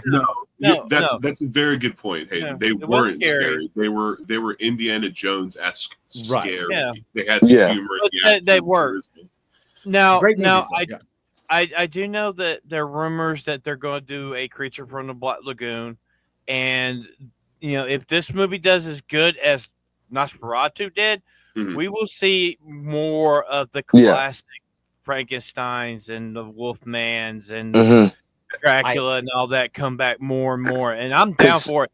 My thing is, as long as Rod Zombie sticks to music and instead of directing fucking movies, I am down for it. Yeah. Now, see, Because I God knows I don't want to see another Halloween movie. They keep on saying that they want to bring back Michael Or Myers the again. I'm like, stop. 13th, No. or No more. Nightmare on Elm Street. No more. Please. Done. No. No more. Yeah, that stuff, leave it in the past. But I will say, Phantom, like based off of what you just said, where we will see more of the classics, keep in mind all it takes is one person to come in with an idea that fucks it up, Mhm. and then all of Hollywood starts making those same movies with the idea that fucked it up before they realize that that's where they went wrong. So, That they always lo- happens. they've lost the art of making horror movies They lost because the art. Yeah. they've lost art because for a long time all we got were these B movie slasher films that were retarded, and then you had the Terrifier came in. I got to watch the first one, scared the living shit out of me. Loved the movie, and it's like you don't have horror movies on the level of like this Frankenstein movie is on a whole different level. Straight up, it's a whole Sure different looks level. like it. I hope so. And Nosferatu, yeah. same thing. It's on a higher level compared to what we have now. What was the most recent horror movie we've had in say 5 years? Really anything? Other than like Nosferatu or Sinners. Yeah. And So, Sinners. We did have the series A Haunting of Hill House. Mhm. Which was apparently good. There's also it was- All the it House was of really Usher, which is Poe. Yeah. Yeah, I've seen so that good. one. It's got Mark Hamill in it. It's actually got Mark Hamill does in it? it. I didn't know Yeah. that. Yeah, he's Yeah, the but- lawyer. So and I think that's one of the things that started to bring the horror genre back a little bit, is that over these past couple of years where movies have been dead, we did have a couple of Yeah. series of horror shows Yeah. that came out on various different platforms that were actually good because they stuck to trying to make you feel creeped out and uncomfortable. Yeah. And that's what horror Mhm. does. It's like I was saying last night. Yeah. I'm a big fan of psychological horror. I don't like jump scares. I think they're cheap. Right. I think they're dumb. You might get me to jump a little bit, but whatever. What I want is whenever I Yeah. lay down in bed 2 nights later and I'm alone and I shut off the lights, It's I like, want those thoughts I of told, the creepy I thing told in the Phantom, room to creep into my mind. I told Hayden, hell no. Like, I can't. Like I said, I still haven't watched The Exorcist. Like, as a grown man to this day, I can never go rewatch that movie. I watched it way too young. Never again. Nope. Creep. Like, Have you That's seen, the drama right there. have you seen the original Paranormal Activity? yeah. Unfortunately, yes. I had nightmares, Hayden. I had nightmares. Okay, like I like to sleep. Or like you remember the Amityville Horror. Yeah, That the was Amityville just Amityville like Horror, yeah, and Right. a couple of months ago, we saw the trailer of them redoing Salem's Lot, and Yes. it looked really I good. don't want him to And touch it. I know. I remember watching that on TV when it was the miniseries on TV as a kid, Mhm. So and when I was in high school, and junior high actually. So I went to a very small school, and my science teacher was my same science teacher from the time I was in 6th grade until I graduated high school. Okay. So like Oh, we have the nice. same teacher, right? Like, but our entire like graduating class just moved from class to class because we Right. only had 14 people. So it Okay. was, you Yeah. know, freshman math, freshman science, freshman English, whatever. And all the teachers just taught their subject, but to all of the different levels. Mm-hmm. But so every year in our science class, from the time I was in junior high, we would watch Children of the Corn. With Ben Shapiro. Ben Shapiro. What's up, Mordecai? That's one of those like the first couple of years that you watch it whenever you're that young, it's super freaky. But then you get to the point that you watch it every year around Halloween, and you're like, "Oh, it's time for Children of the Corn! Yay! Right. Let's go! Let's go!" Ebola, how do you feel about this subject? I just hope they. Okay, I hope they do Frankenstein right, because Frankenstein is, in terms of horror, is probably maybe top 3 horror stories in terms of just as a horror story by itself. It's arguably like one of the first horror. It's either that or Dracula. I think Dracula was first because Mary Shelley wrote. So Frankenstein. This is a fun trivia fact for anybody who doesn't know.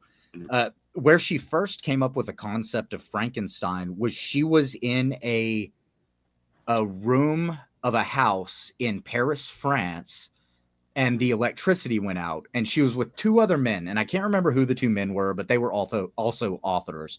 I think one of them was her husband, because her husband was an author. Right. Yeah, one of them was her husband. But they had they distributed a challenge to each other because there was storming outside. They just had the fire going, and they were just in this one room, and they came up with a challenge to each other to come up with the scariest story that you could come up with right there on the fly. Yep. And her husband told one story, then the other guy told a story. And then she came up with this story of trying to create life from death, but ending up creating life in death, and tells this story for like 45 minutes that both of the men were like, make it a book. Yep. Make that a book. It will be a #1 bestseller. Write it. And she struggled with it, like big time struggled with it whenever she started to write it. But she had the opening act, the middle, and the end of it already written. So she was able to draw out the story with the help of her husband and I believe a couple of other people to help kind of polish some things out. But they came up with this amazing story that ultimately ends up being a story very similar to like the lesson that's taught in Dr. Jekyll and Mr. Hyde, right? Like it was a story with a lesson of humanity, and it's a phenomenal story. If you guys haven't read it, read Mary Shelley's Frankenstein. And it looks like they're sticking with this for the movie. Since it's not under copyright anywhere, you can find a full copy of Mary Shelley's Frankenstein basically anywhere. Especially if you're going to read it online, you can find it anywhere. And I'm sure a paperback copy the modern Prometheus, though. Yes. Is actually better than Frankenstein. So Frankenstein was a second redrafted, edited version because the modern Prometheus sticks more close to her original story. Yeah, the original full title crease is Frankenstein or the modern Prometheus. That's the full OG name.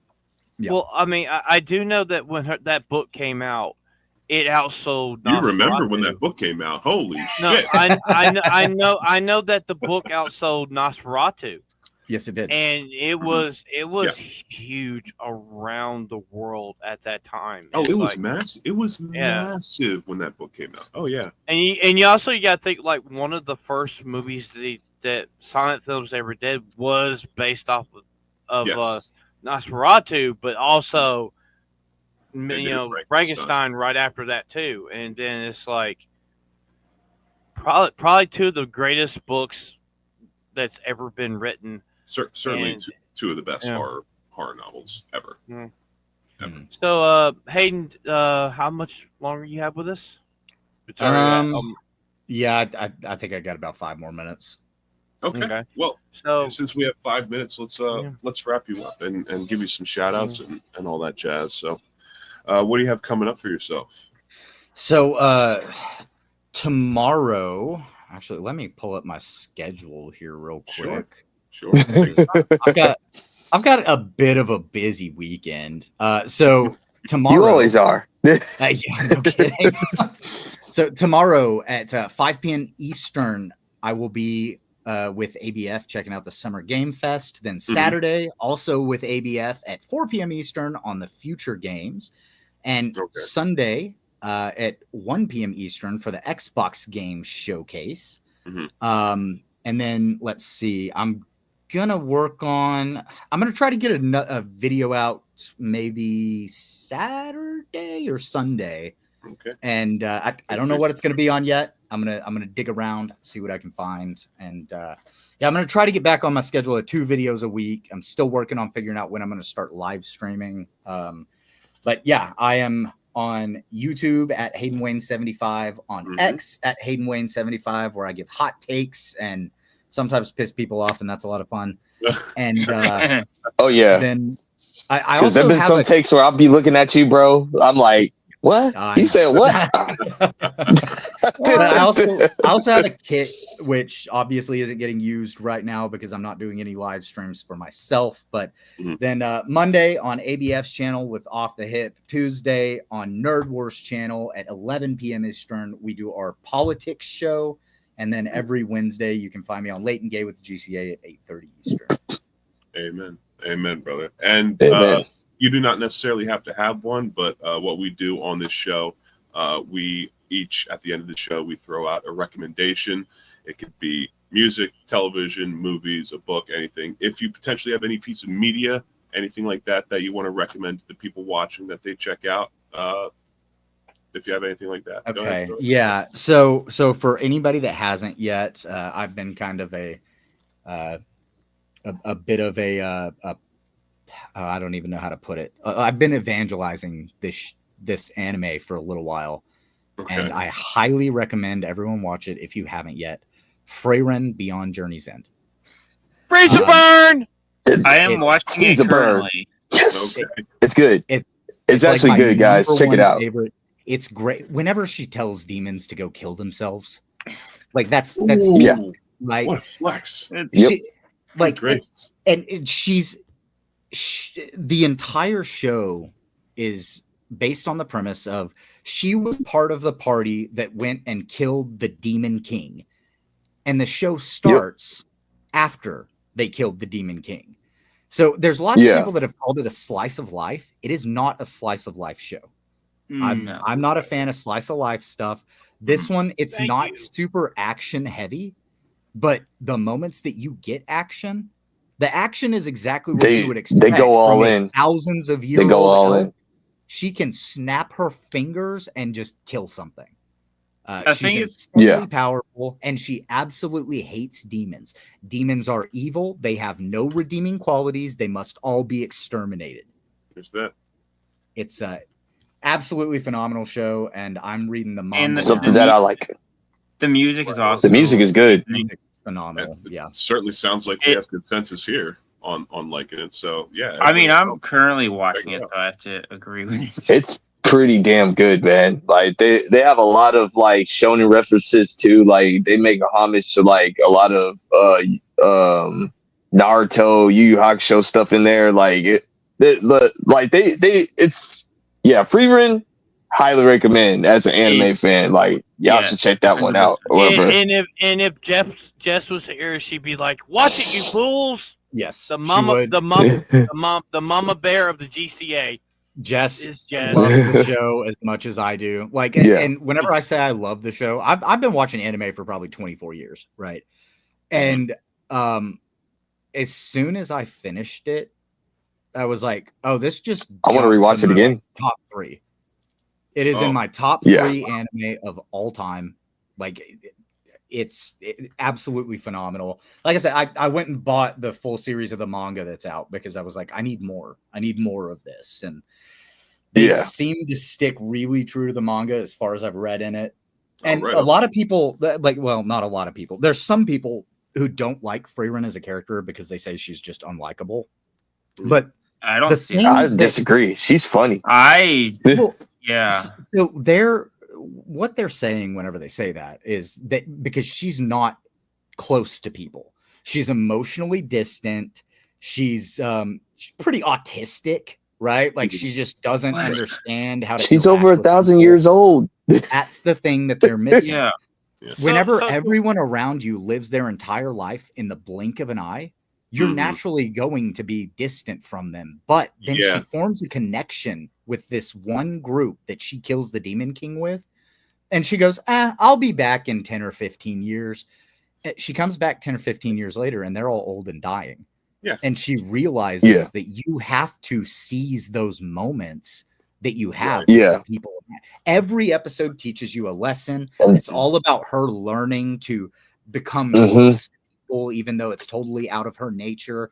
It's a phenomenal show. I highly recommend it to anybody that is a fan of anime. So basically, the emotion also kind of hits. So basically, Freewind is just an anime version of Jess, huh? Wow. I haven't seen the show, so I don't know. She's gonna kill me. You're playing with fire, my friend. Well, I troll her all the time. It's all in good fun. She knows. She admitted it herself, though. She just. I'll say this, Jake. I think you would be able to appreciate it, and I don't know your wife, but she loves anime, so.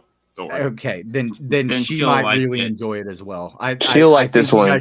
Definitely. We need to watch party. Absolutely. We need to watch party. Thank you for the recommendation. Yeah, and we do. And we need to watch thank party. you so much. Thank you so much for coming on the show. We'd love to absolutely. have you on. Appreciate it, Hayden, man.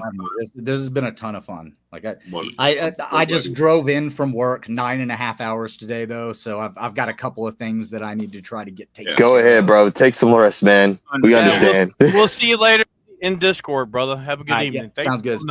Yeah. Peace out, man. Thank you, Manon. You're welcome. Everybody, a round of applause for Hayden coming on and for peace out, Hayden, man. Driving 9.5 hours to get here. Make sure you check out his extra Twitter account, HaydenWayne75, and his YouTube account, Hayden75. And let's get back to So what we got up next? How's the chat doing, Jake?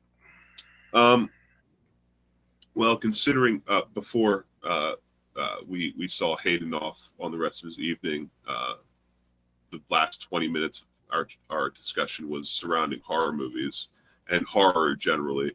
There's a lot of back and forth regarding that. Obviously, we were watching the Frankenstein trailer. AP was mentioning how Del Toro has been working on this film for a decade, which he has, and he's been wanting to adapt Universal horror movies for quite some time. Well, I say Universal horror movies, but you know what I mean.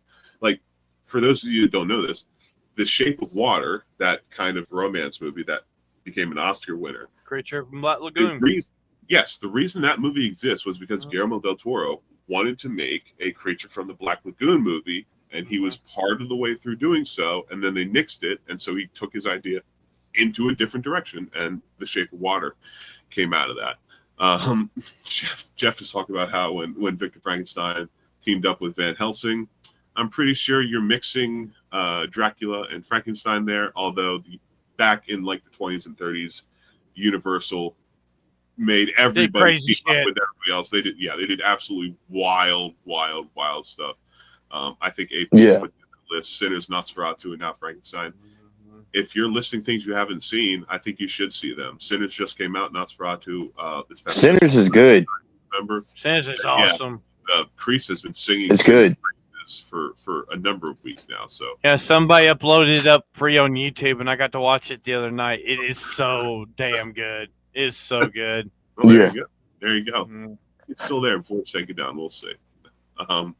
Vagabond, I think I highlighted this while we were having the discussion. He said, I miss the giant bug movies. He said my favorite was the giant mosquito movie.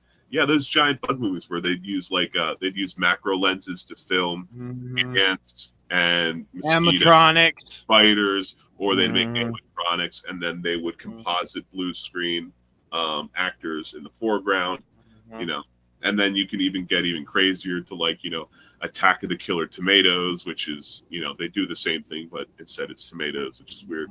And that kind of lineage led to the Blob. That's when, that was the inspiration for when the Blob came out, which people to this day still like. Even the remake. I've seen the remake, but I've heard from like classic horror fans that the remake of the Blob that came out like the late 70s, early 80s, something like that. Mid 80s. I've seen it, and people say they really, really, really like it. They really like oh, it. it was a good horror movie, and they did a sequel to it, which wasn't as good as the other one.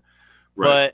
But me being a movie fan of especially horror and whatever, I seen the one that came out in the 50s, and then I watched the one that came out in the mid to late 80s. Mhm. And I have to say the mid to late 80s for the special effects. Before we get done tonight, if you guys go watch it, because it's really good. I mean, it's a good horror movie. It's a good monster movie. Yeah. Absolutely. And Mhm. before we move on to our next topic, great question from the chat. A-Peep says, Ebola, who do you support? Yeah, Ebola, you've been lacking.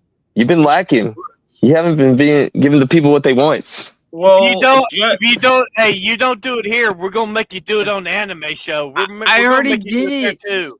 And I already Ebola, said it today. It was the whole show. It was the Ebola. whole show. Ebola, remember my promise to you was you full-throatedly endorse said person for the show, for The this whole show, and it will never be brought up again by me. I promise. All right. You have to keep it going. Okay. Since Civil War's going on today, might as well just add fuel to the fires. As you said earlier, I support Kamala Harris, and AP supports communism.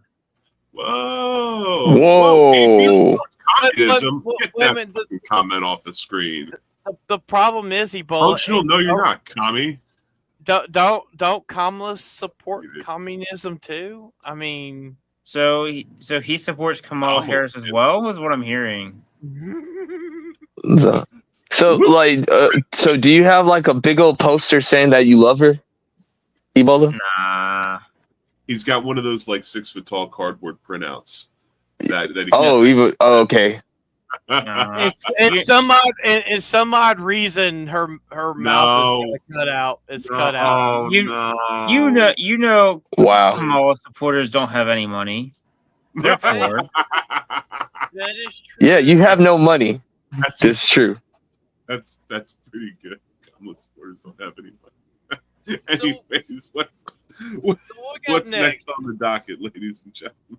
Okay, so it's the clown of the week. I guess Russell T Davies. Like, I don't know anything about this Doctor Who stuff, so I'm gonna let you guys cook on it. All right. Don't worry, Phantom and Ebola are easily going to be able to cook on it, and I can throw a little bit in there. Ebola, go first. Yeah. All right. Clown of the week is Russell T Davies because of Doctor Who and Ebola. We do have the clip, right? We have the clip. It should be in there. No, the regeneration of the Doctor. The Rose Tyler one. Oh. Well, the first thing I'm pulling up is Gary saying how congratulations to BBC, Disney, and Russell T Davies on your flawless victory. You lost more viewers and money than we could possibly imagine. Rip Doctor Who. So I'm gonna find that regeneration clip. Ebola, go for it. Okay, first off, this is not even doesn't even make sense because you're regenerating into a person that already exists. So that also kind of. So what happens if she meets up with the Doctor and it's basically herself? Even though that's not possible. Even though it's not possible because of Doomsday. Yeah. What Which Phantom? was under Matt Smith, right? When that happened. Okay, That was so Tenet. So let's talk about why Rose became the new Doctor. So way back in 2005, she was the companion to when they rebooted the series. She was the I can't remember the number of doctors at the time, and she ended up. Seventh, yeah. He was the ninth. Well, anyways. So in the TARDIS, she's like looking through like these doors and stuff, and she literally goes into this part where she looks into the inner core of the TARDIS, and she ends up seeing every point in time. She literally becomes a god, and she develops part of the Time Lord's powers, and she vanishes. And the way they're making this out, the moment she vanished in the past, she ends up here. It is Rose, but she is the Doctor. She is the Doctor. Okay, so you're saying that in that episode when she somehow manages to get to the core of the TARDIS, which a little bit of background, the TARDIS in Doctor Who is effectively like an infinitely generating building. Like the TARDIS knows whatever you might need. So anytime you walk down a hall or open a door, it is capable of presenting you with a brand new room with brand new machines or whatever you need or are trying to access, it just creates for you. It's like an infinitely generating dungeon in a video game, for instance. So first off, the idea of getting to the center of the TARDIS and looking into it, first off, it'd be like staring into the center of the sun, for one thing. But secondly, she looks into the core of the TARDIS and is instantly gone in that moment. And now we're saying, or I say we, Russell T. Davies is saying that in that instant, she was transported through time and space and began, I assume the moment she blinked away, she began regenerating out of the most recent Doctor, which I don't know how that works. I don't know why. I don't know if Russell T. Davies just ran out of ideas, which he ran out a long time ago. So so let me explain the recent generation. So they did a bi-generation regeneration. So where the Doctor split into two Doctors, and that happened throughout the multiverse. Yeah. So basically, what happens is, so when it comes to Rose, she literally, so the core of the TARDIS power is a derivative of the powers of the Doctor. Her powers, that's the essence of Gallifrey, the home of the Time Lords. It's their energy source, and she absorbs it. But when she does, she's able to see everything that happened from the beginning of time to the end of time. And you got to think the Doctor is billions of years old. He's literally billions of years old because he's at every fixed moment in time. Right. With her becoming a pseudo Doctor, when she vanishes, when she vanishes into the same stuff that forms around the Doctor when he regenerates, the energy that comes out of him. Yeah, that's what you see in the picture. It's like kind of like this golden ethereal stuff. Every time the Doctor regenerates, it kind of looks like that. Regeneration energy. So basically, they're saying that, she's not the Doctor. She's not the kind of. Why the fuck? Okay, I'm about to rant here. Why the fuck did you take the gay Doctor and regenerate Rose through the gay Doctor if she's not the fucking Doctor? You dumb son of a bitch. Rose Tyler is Rose Tyler. Tyler is Rose Tyler. And Phantom, cock, lock, and get ready to drop, because what I'll do real quick is I'm going to play a clip. This is from a little while ago, but this is Christopher Eccleston talking about his time. He was only there for one season. At that time, Russell T. Davies was also writing for Doctor Who. Russell T. Davies wasn't there for a little while, and then he was brought back a handful of years ago, and obviously Doctor Who's been taking ever since. But Christopher Eccleston gives a pretty concise opinion about why he dislikes and why this week the Clown of the Week is Russell T. Davies. Shout out to Grums for bringing us back. You'd all love to see Christopher come back as the Doctor, right? See? Now, what would have to happen for that to become a reality? Sack Russell T Davis, sack Jane Tranter, sack Phil Collinson, sack Julie Gardner, and I'll come back. I agree. So can you I arrange agree. that? Did you find it hard to be like associated with the character given? Not at all. I love being associated with character. Just don't like being associated with those people and the politics that went on in the first series. The first series was a mess, and it wasn't to do with me or Billy. It was to do with the people who were supposed to make it, and it was a mess. And don't forget, everybody, it was Russell T Davies that gave us the timeless fucking children. I thought that was Moffat or Shinball. That was Stephen Moffat. That was Stephen Moffat. Who? But yet he still uses that as He could have. Yes. As a reference, this is if George Lucas came back and rectally destroyed his own lore. Yeah, and it came would back be and like said, George Lucas came back to make an episode 10 and built off of what happened since The Force Awakens. It Something he had basically nothing to do with saying- and doesn't like.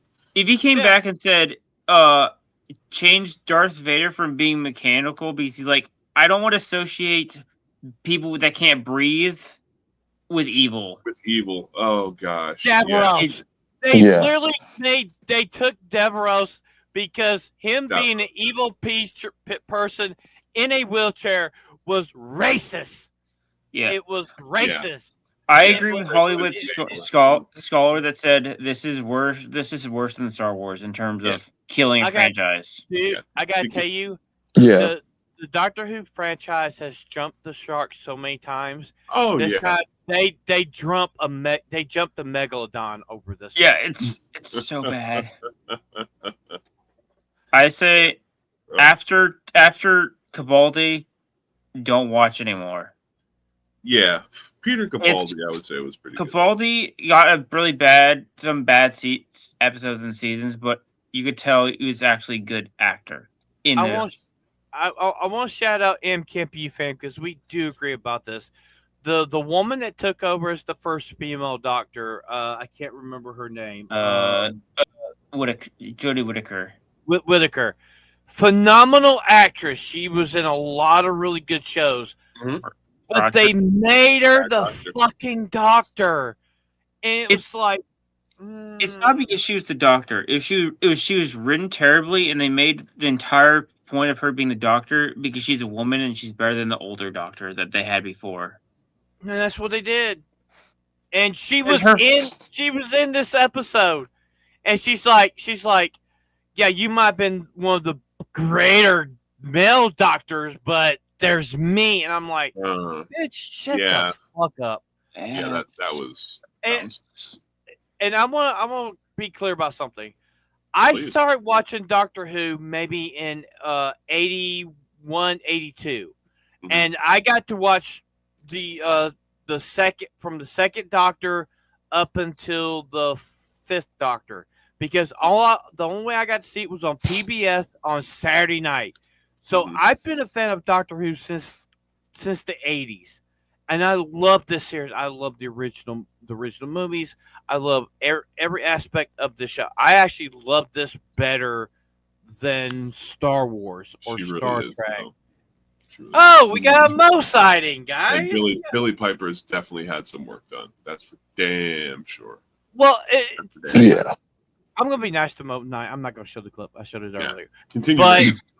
But the thing is, the only reason they're bringing her back, hands down, she is the most popular companion of the modern era. Yes. That's why they love her. And to be honest, she's not really doing nothing. Her show where she was a call girl only lasted so long and it failed. Her music career fucking failed.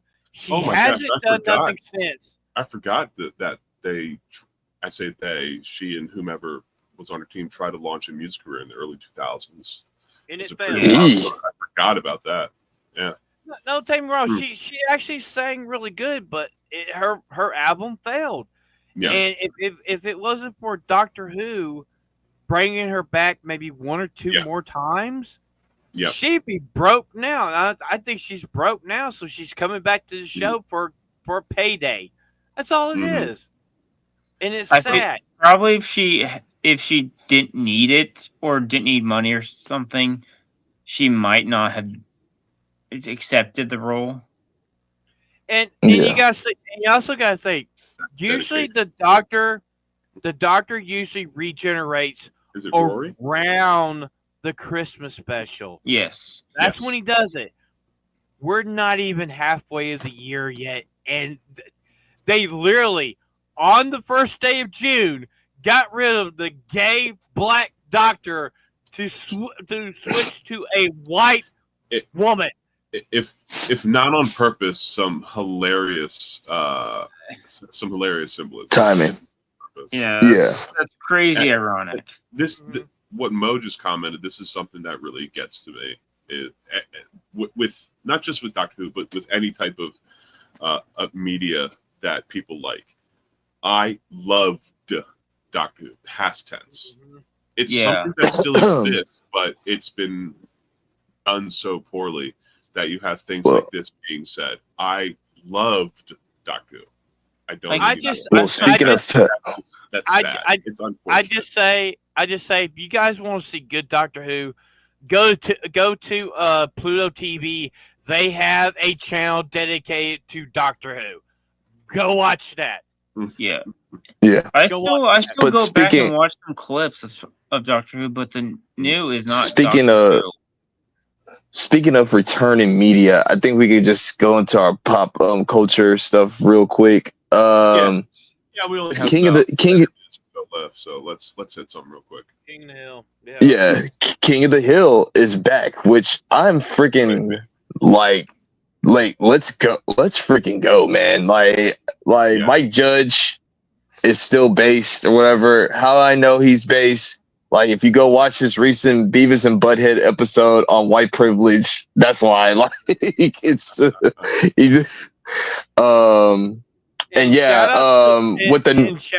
and don't forget, shout out to the actor who played John Redcorn. Yeah, he was killed the other night. Yeah, that's something else that is also tied into this. So real quick, August 4th on Hulu, it's going to be the new relaunch of all 10 episodes.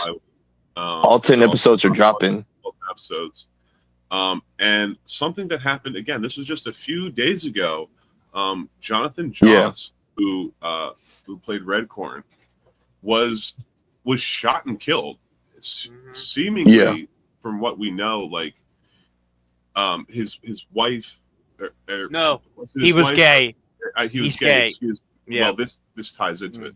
The person that he was with, his partner, they were stopping by. They had moved house recently, and they were stopping by their old house to check the mailbox to get any mail that might have been delivered there in the past little while. And someone effectively just ran up and shot him, just shot and killed him.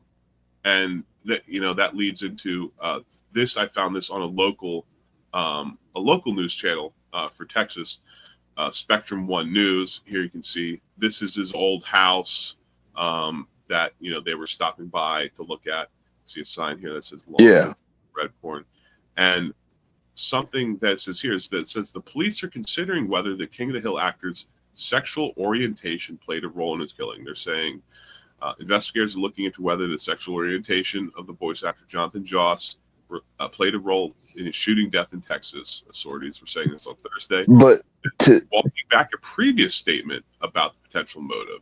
So with him lately, like I was listening to Gary, like from what I heard, that he haven't been like 100% clean with people or whatever. Like he's been kind of like a nuisance to people or whatever. Because like he rightfully so on this part, but like there was like one convention where he didn't get invited to with his other people, other voice actor co-workers or whatever. Like he wasn't invited to the panel or whatever, and then they said that he just showed up out of nowhere and just put himself on the panel or whatever. And like so with Tulsa King too, like he's been like they said he was kind of hard to work with too. So like I don't know, like you know, if he's like been like on 100% like in the mental area or whatever, if he was okay or not. So that's the sad part. That is a sad part, and regardless of that fact, nobody deserves to, as it says here, have somebody approach them, pull out a gun, and open fire. Just shoot him dead like a dog in the street. Absolutely. Yeah, that's not cool. Absolutely unfortunate. Terrible. And he's the second voice to voice John Redcorn because the other one passed away or whatever. So he's the second one. So now they're gonna probably have to look for a third one to voice John Redcorn. But I mean, just going back to the King of the Hill series, I am excited for this one because the King of the Hill is like it's just a good, wholesome. I wouldn't just say Southern show. I just say it's just a good slice of life show because it's just funny or whatever. Because it's a American anime.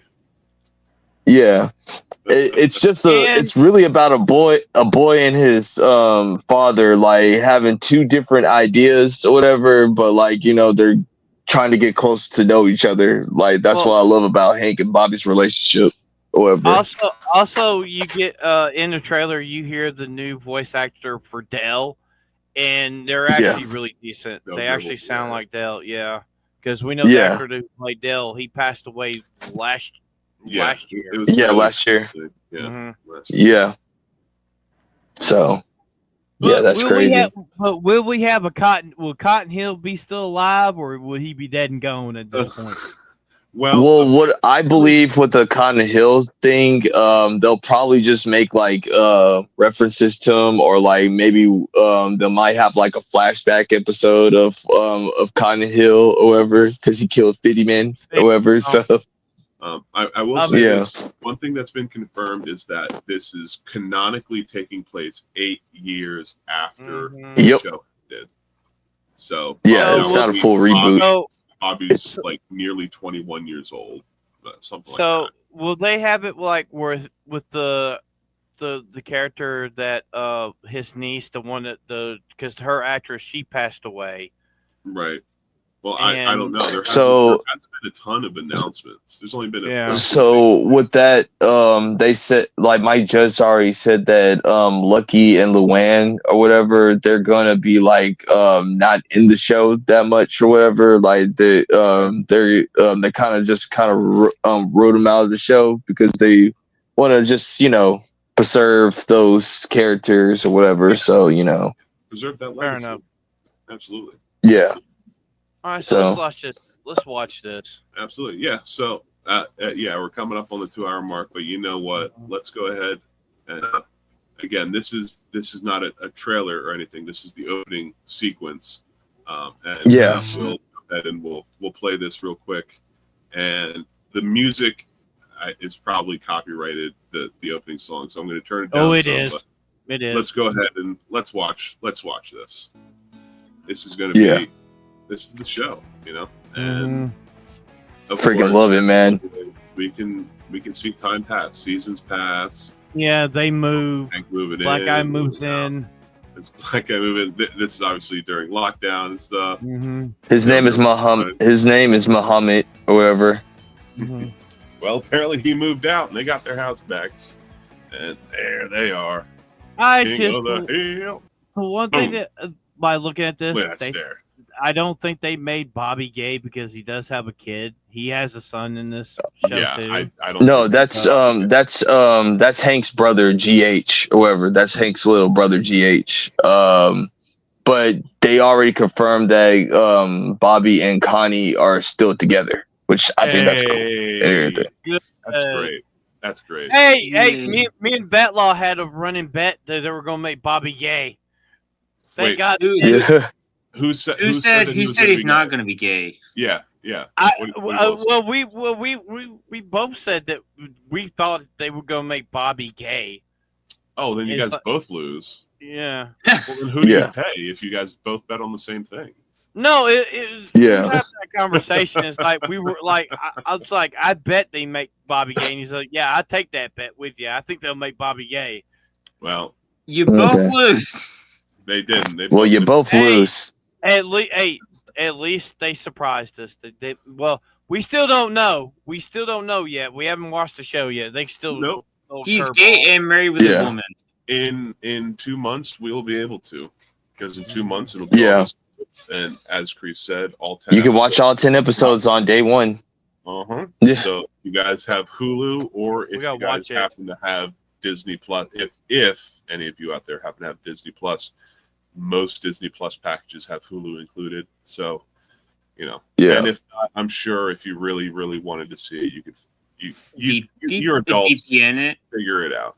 So we're gonna combine these two subjects real quick. So Lilo and Stitch is doing phenomenal. Like, it's on a track to making $1 billion, and the Karate Kid Legends was a failure, and it should not be playing. It should not be a movie because it was just a TikTok movie and it was horrible. It's not good, and it's fuck you, Ralph Macchio, for taking the role because you ruined the universe. But well, we can knock these out. We can knock these out real quick. First off, Karate Kid Legends, as says in Deadline, before Sony's Karate Kid Legends kicked off international rollout early May ahead of its wide global release. It kicked up another 12 million from 43 different offshore markets. They still have some other markets to it's going to make its money back. Japan, which is going to open until August 29th. But it very well might make its budget back at the very least. However, I have it pulled up here, but it did say that the opening for Karate Kids Legends was abysmal. It was bad. It was bad. But domestic and international combined, the opening for Karate Kid Legends was bad, like sub $30 million bad, which is crazy. I think it only made like 25 million. Yeah, or something like that total. And don't forget, guys, Chris has an out of theater review on it and a complete review on it on the channel. Yes. Yeah. So check out the freaking channel, boys and girls. You're on it right now. You're watching it. When you're done with this, show's over. Click over to video. Shitty movie, man. Shitty movie. Bad. I'd rather watch the Hilary Swank movie. Sorry. To dump Karate Kid out of the way real quick. I'm sorry, Phantom. Just real quick. Getting Karate Kid out of the way. Lilo and Stitch, as of this weekend, it only had an overseas drop of 28%, which that's not that bad. Not that bad. It brings its total up to today, which was June 1st, so 4 days ago. So, we have this weekend coming up. We have a couple more weekends after that.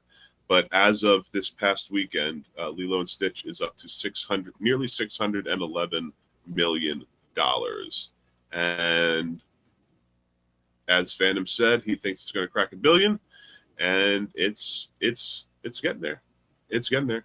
Oh, so the Legends, the short, AP saying got 500 views. Let's go, baby. Keep those views coming. We appreciate it. So the rumor is they're trying to keep Lilo and Stitch in the theaters to right after 4th of July. They're trying to see if it's got legs, and it's actually still got legs because people are still looking at it and they're still going back and forth watching it. So we're getting to the end of the show. And 4th of July is a Friday as well, so it has legs until 4th of July. That 4th of July weekend, I can see parents, grandparents, whatever, bringing their children, grandchildren out to see it. Absolutely. Yeah. I think the final subject is like Black Panther. Yeah. Ibabe! I see myself in Black Panther. This is going to be a real quick one because again we are coming to the end of the show, but this is official. This isn't bullshit. Marvel's new Black Panther is white.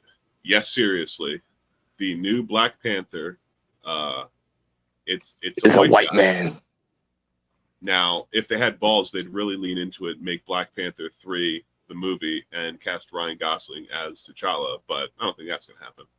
Probably not. Yeah. This is not a joke.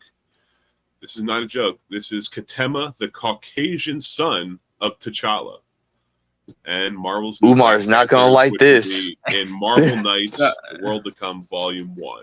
What you got to say about that, Dr. Umar?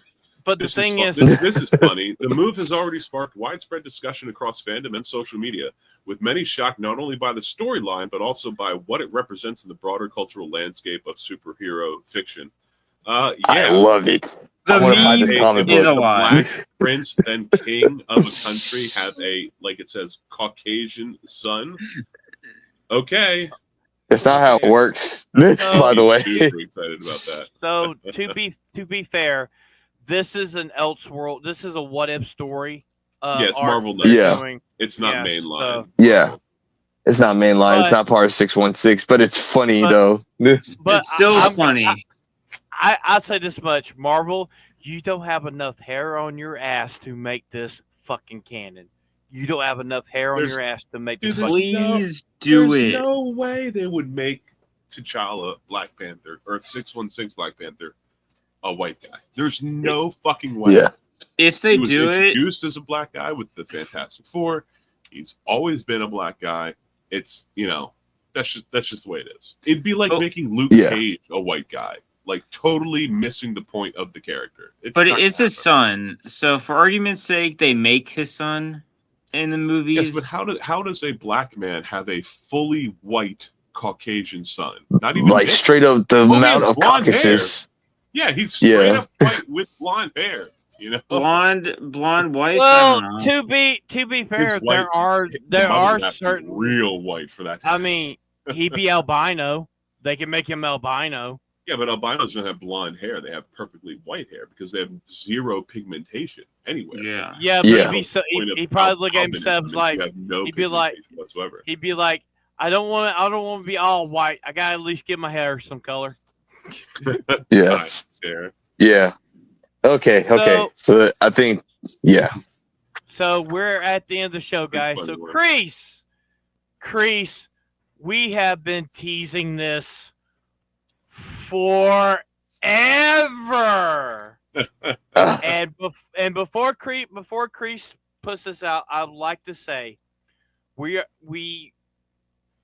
haven't got complete 100% confirmed, but We've gotten like 85%. 85%. So Yeah. everybody, as we say this, I gotta just make sure it's a reconfirming. I just have to Yes. make sure it's a reconfirming. But like, should I go ahead and You guys drop the ready? news, guys? And So so, you guys ready? again, I just want to preface one more time before the news is dropped. We have been mentioning to you guys how we have a special guest for episode 50, and I want to get this out of the way first. Kreese has worked his ass off over the past like 3.5 or 4 months Since MegaCon. ass off. Since MegaCon. Making this happen, and as we said, we're basically at like 85-90% that this is going to happen. Of course, life is life. There's still 7 days between now and then, so something could happen, although probably not. Nevertheless, I just want everyone to give a big shout out and a big thank you to Kreese. I want to give a big shout out and thank you to Kreese for working so hard at this, for making sure our 50th episode is very special. And what is going to make our 50th episode special, Kreese? So you guys know him as the Black Stan Lee. You guys know him as the Black Akira Toriyama. I mean, he's the creator of Yaira, Isom, and all those other characters inside the Rippaverse. Guys, our 50th guest is gonna be Eric July, Young Rippa. I already that's it's like I said, it's 90% complete or whatever. I just need to get a confirmed from Kira. Shout out to her last night for being on the GCA, but I gotta just get another reconfirm. And yeah, that's gonna be our 50th guest. Like they said, we're 7 days away. So for all I know, anything can happen. But yeah, that's but yeah. That's our 50th guest. Like I said, Kreese has worked really hard on this. And AP's going, oh shit, yes. Eric July, Yes. Black Stanley, Young Rippa is our guest. I told you, motherfuckers, You thought fucking Drinker was big? I told you we had somebody even fucking bigger. I told you. So I told you. The two of them, but yeah. yeah. So this is something that we because literally I don't think literally anyone else knew. I think it was just us four. Yeah. Well, I think Vagabond and Sophie. Sophie and Vagabond were the only ones that knew. Keep secrets, I suppose, and also people who are partially involved with the channel and the shows and stuff. Well, inner circle of the channel. This is something that's been in the works for months, and again, shout out to Creeds for putting this together and making this happen. So we're gonna start marketing tomorrow. We're gonna start marketing tomorrow. Once again, I'm gonna reach out to Kara just to make sure and everything, because let's just be fair. Ripa is a busy dude, so if he has to cancel, it's not a big deal and everything. So I understand. That's just the way of the business and everything. We'll get him on when we get him on or whatever. But yeah, that's the 50th guest that I've been trying to get on here for a while. But yeah. But I couldn't do this without these guys right here. I couldn't do it without y'all, man. So Thank you. But so tell your friends, ladies and gentlemen, as it stands. Young Ripa, Eric July, Thursday, 8 p.m. Eastern Standard Time for the homies, June 12th. Be there, be square, nerds. So I have no recommendations tonight, but I do want to remind everybody we do have an official Twitch channel that I'm going to start gaming on and uploading to YouTube. Mm-hmm. Also, we do an anime show, whatever, on Saturday nights, 9 o'clock Eastern on this channel. Mm-hmm. We have a Discord. We're normally in there. And we're going to be doing, Sophie is going to, here before too long, start doing watch parties for the live action One Piece. Yep. And first season for the second season drops later on this summer. Yep. And pretty much that's all I have. Also, check out off the ABS channel. Me and Chris were on his talking about the PlayStation Showcase, and Chris was on Trigger Happy last night. So we were over there too. So shout out to the GCA and all of those guys. And also, don't forget, I like to steal this from Jake every now and then. Like the stream, nerds! That's right, like the stream, nerds. Yeah.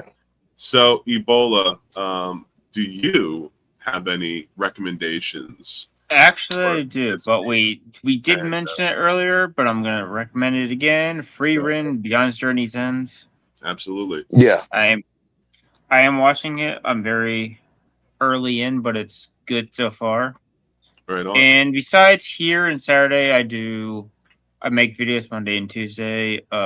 Stream with Sophie Wednesday night and Thursday afternoon. Before this stream is my own personal stream called Boomercast. And unless anything else goes on, that's about my schedule.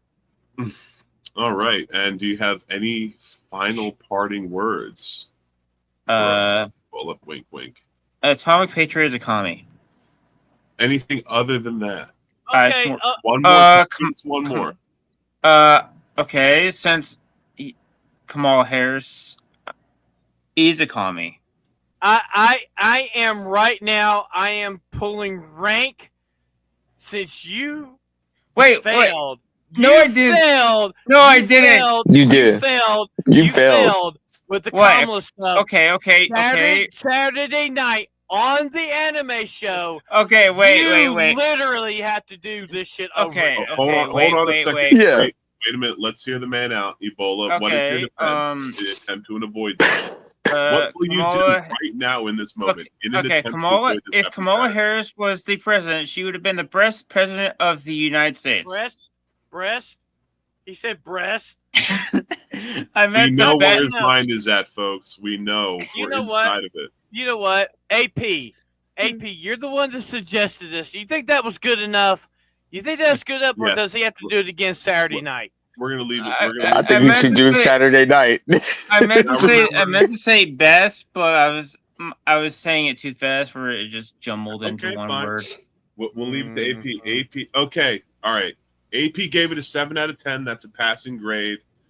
I'll allow it. AP says 7 out of 10 needs improvement, but Needs improvement.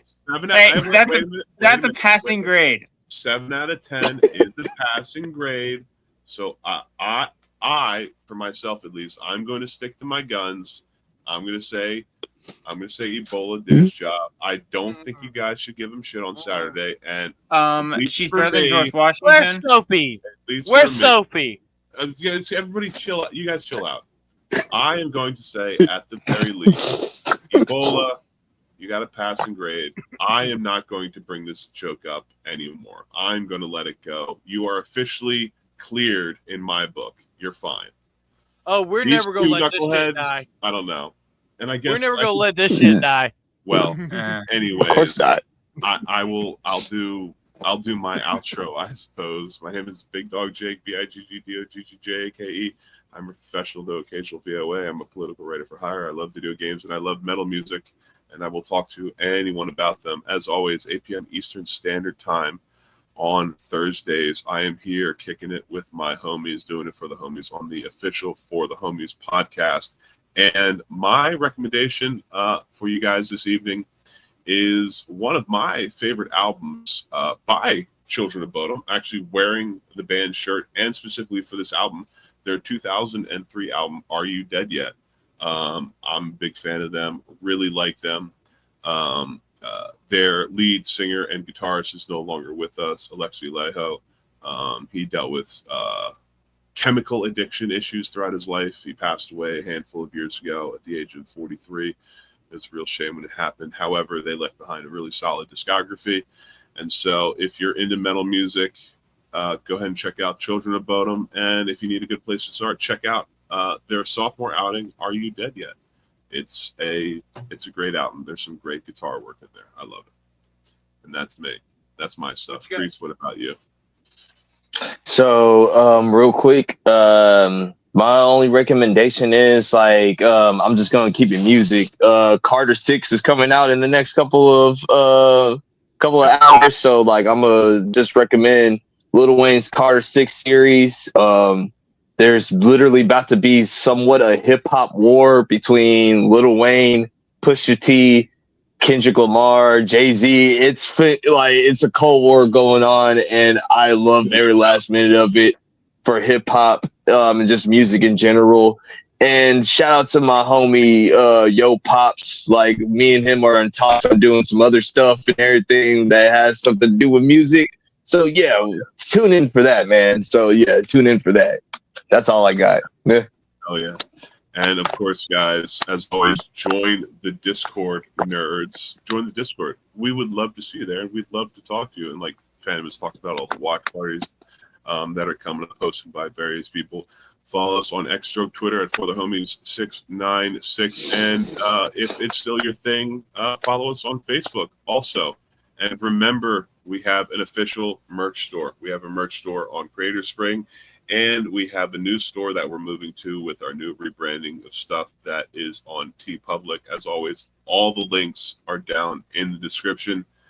Ebola, Crease, Phantom, great show. Phantom, take us out, brother. All right, so I'm just gonna let everybody know there is no outro music tonight. I'm just gonna be in it, but I will be keep an eye out. I am going to be putting out a video sometime tomorrow talking about the Elon Musk, Donald Trump stuff, and it will be on this channel sometime tomorrow. Make sure to check us out Saturday night for Anime with the Homies. Until next time, I'm Phantom X. He's MMA Crease. He's the common support lover Ebola, and we got the man, the myth, the legend, Big Dog Jake. Like the stream, nerds, and we'll see you next week for the Homies podcast. Peace.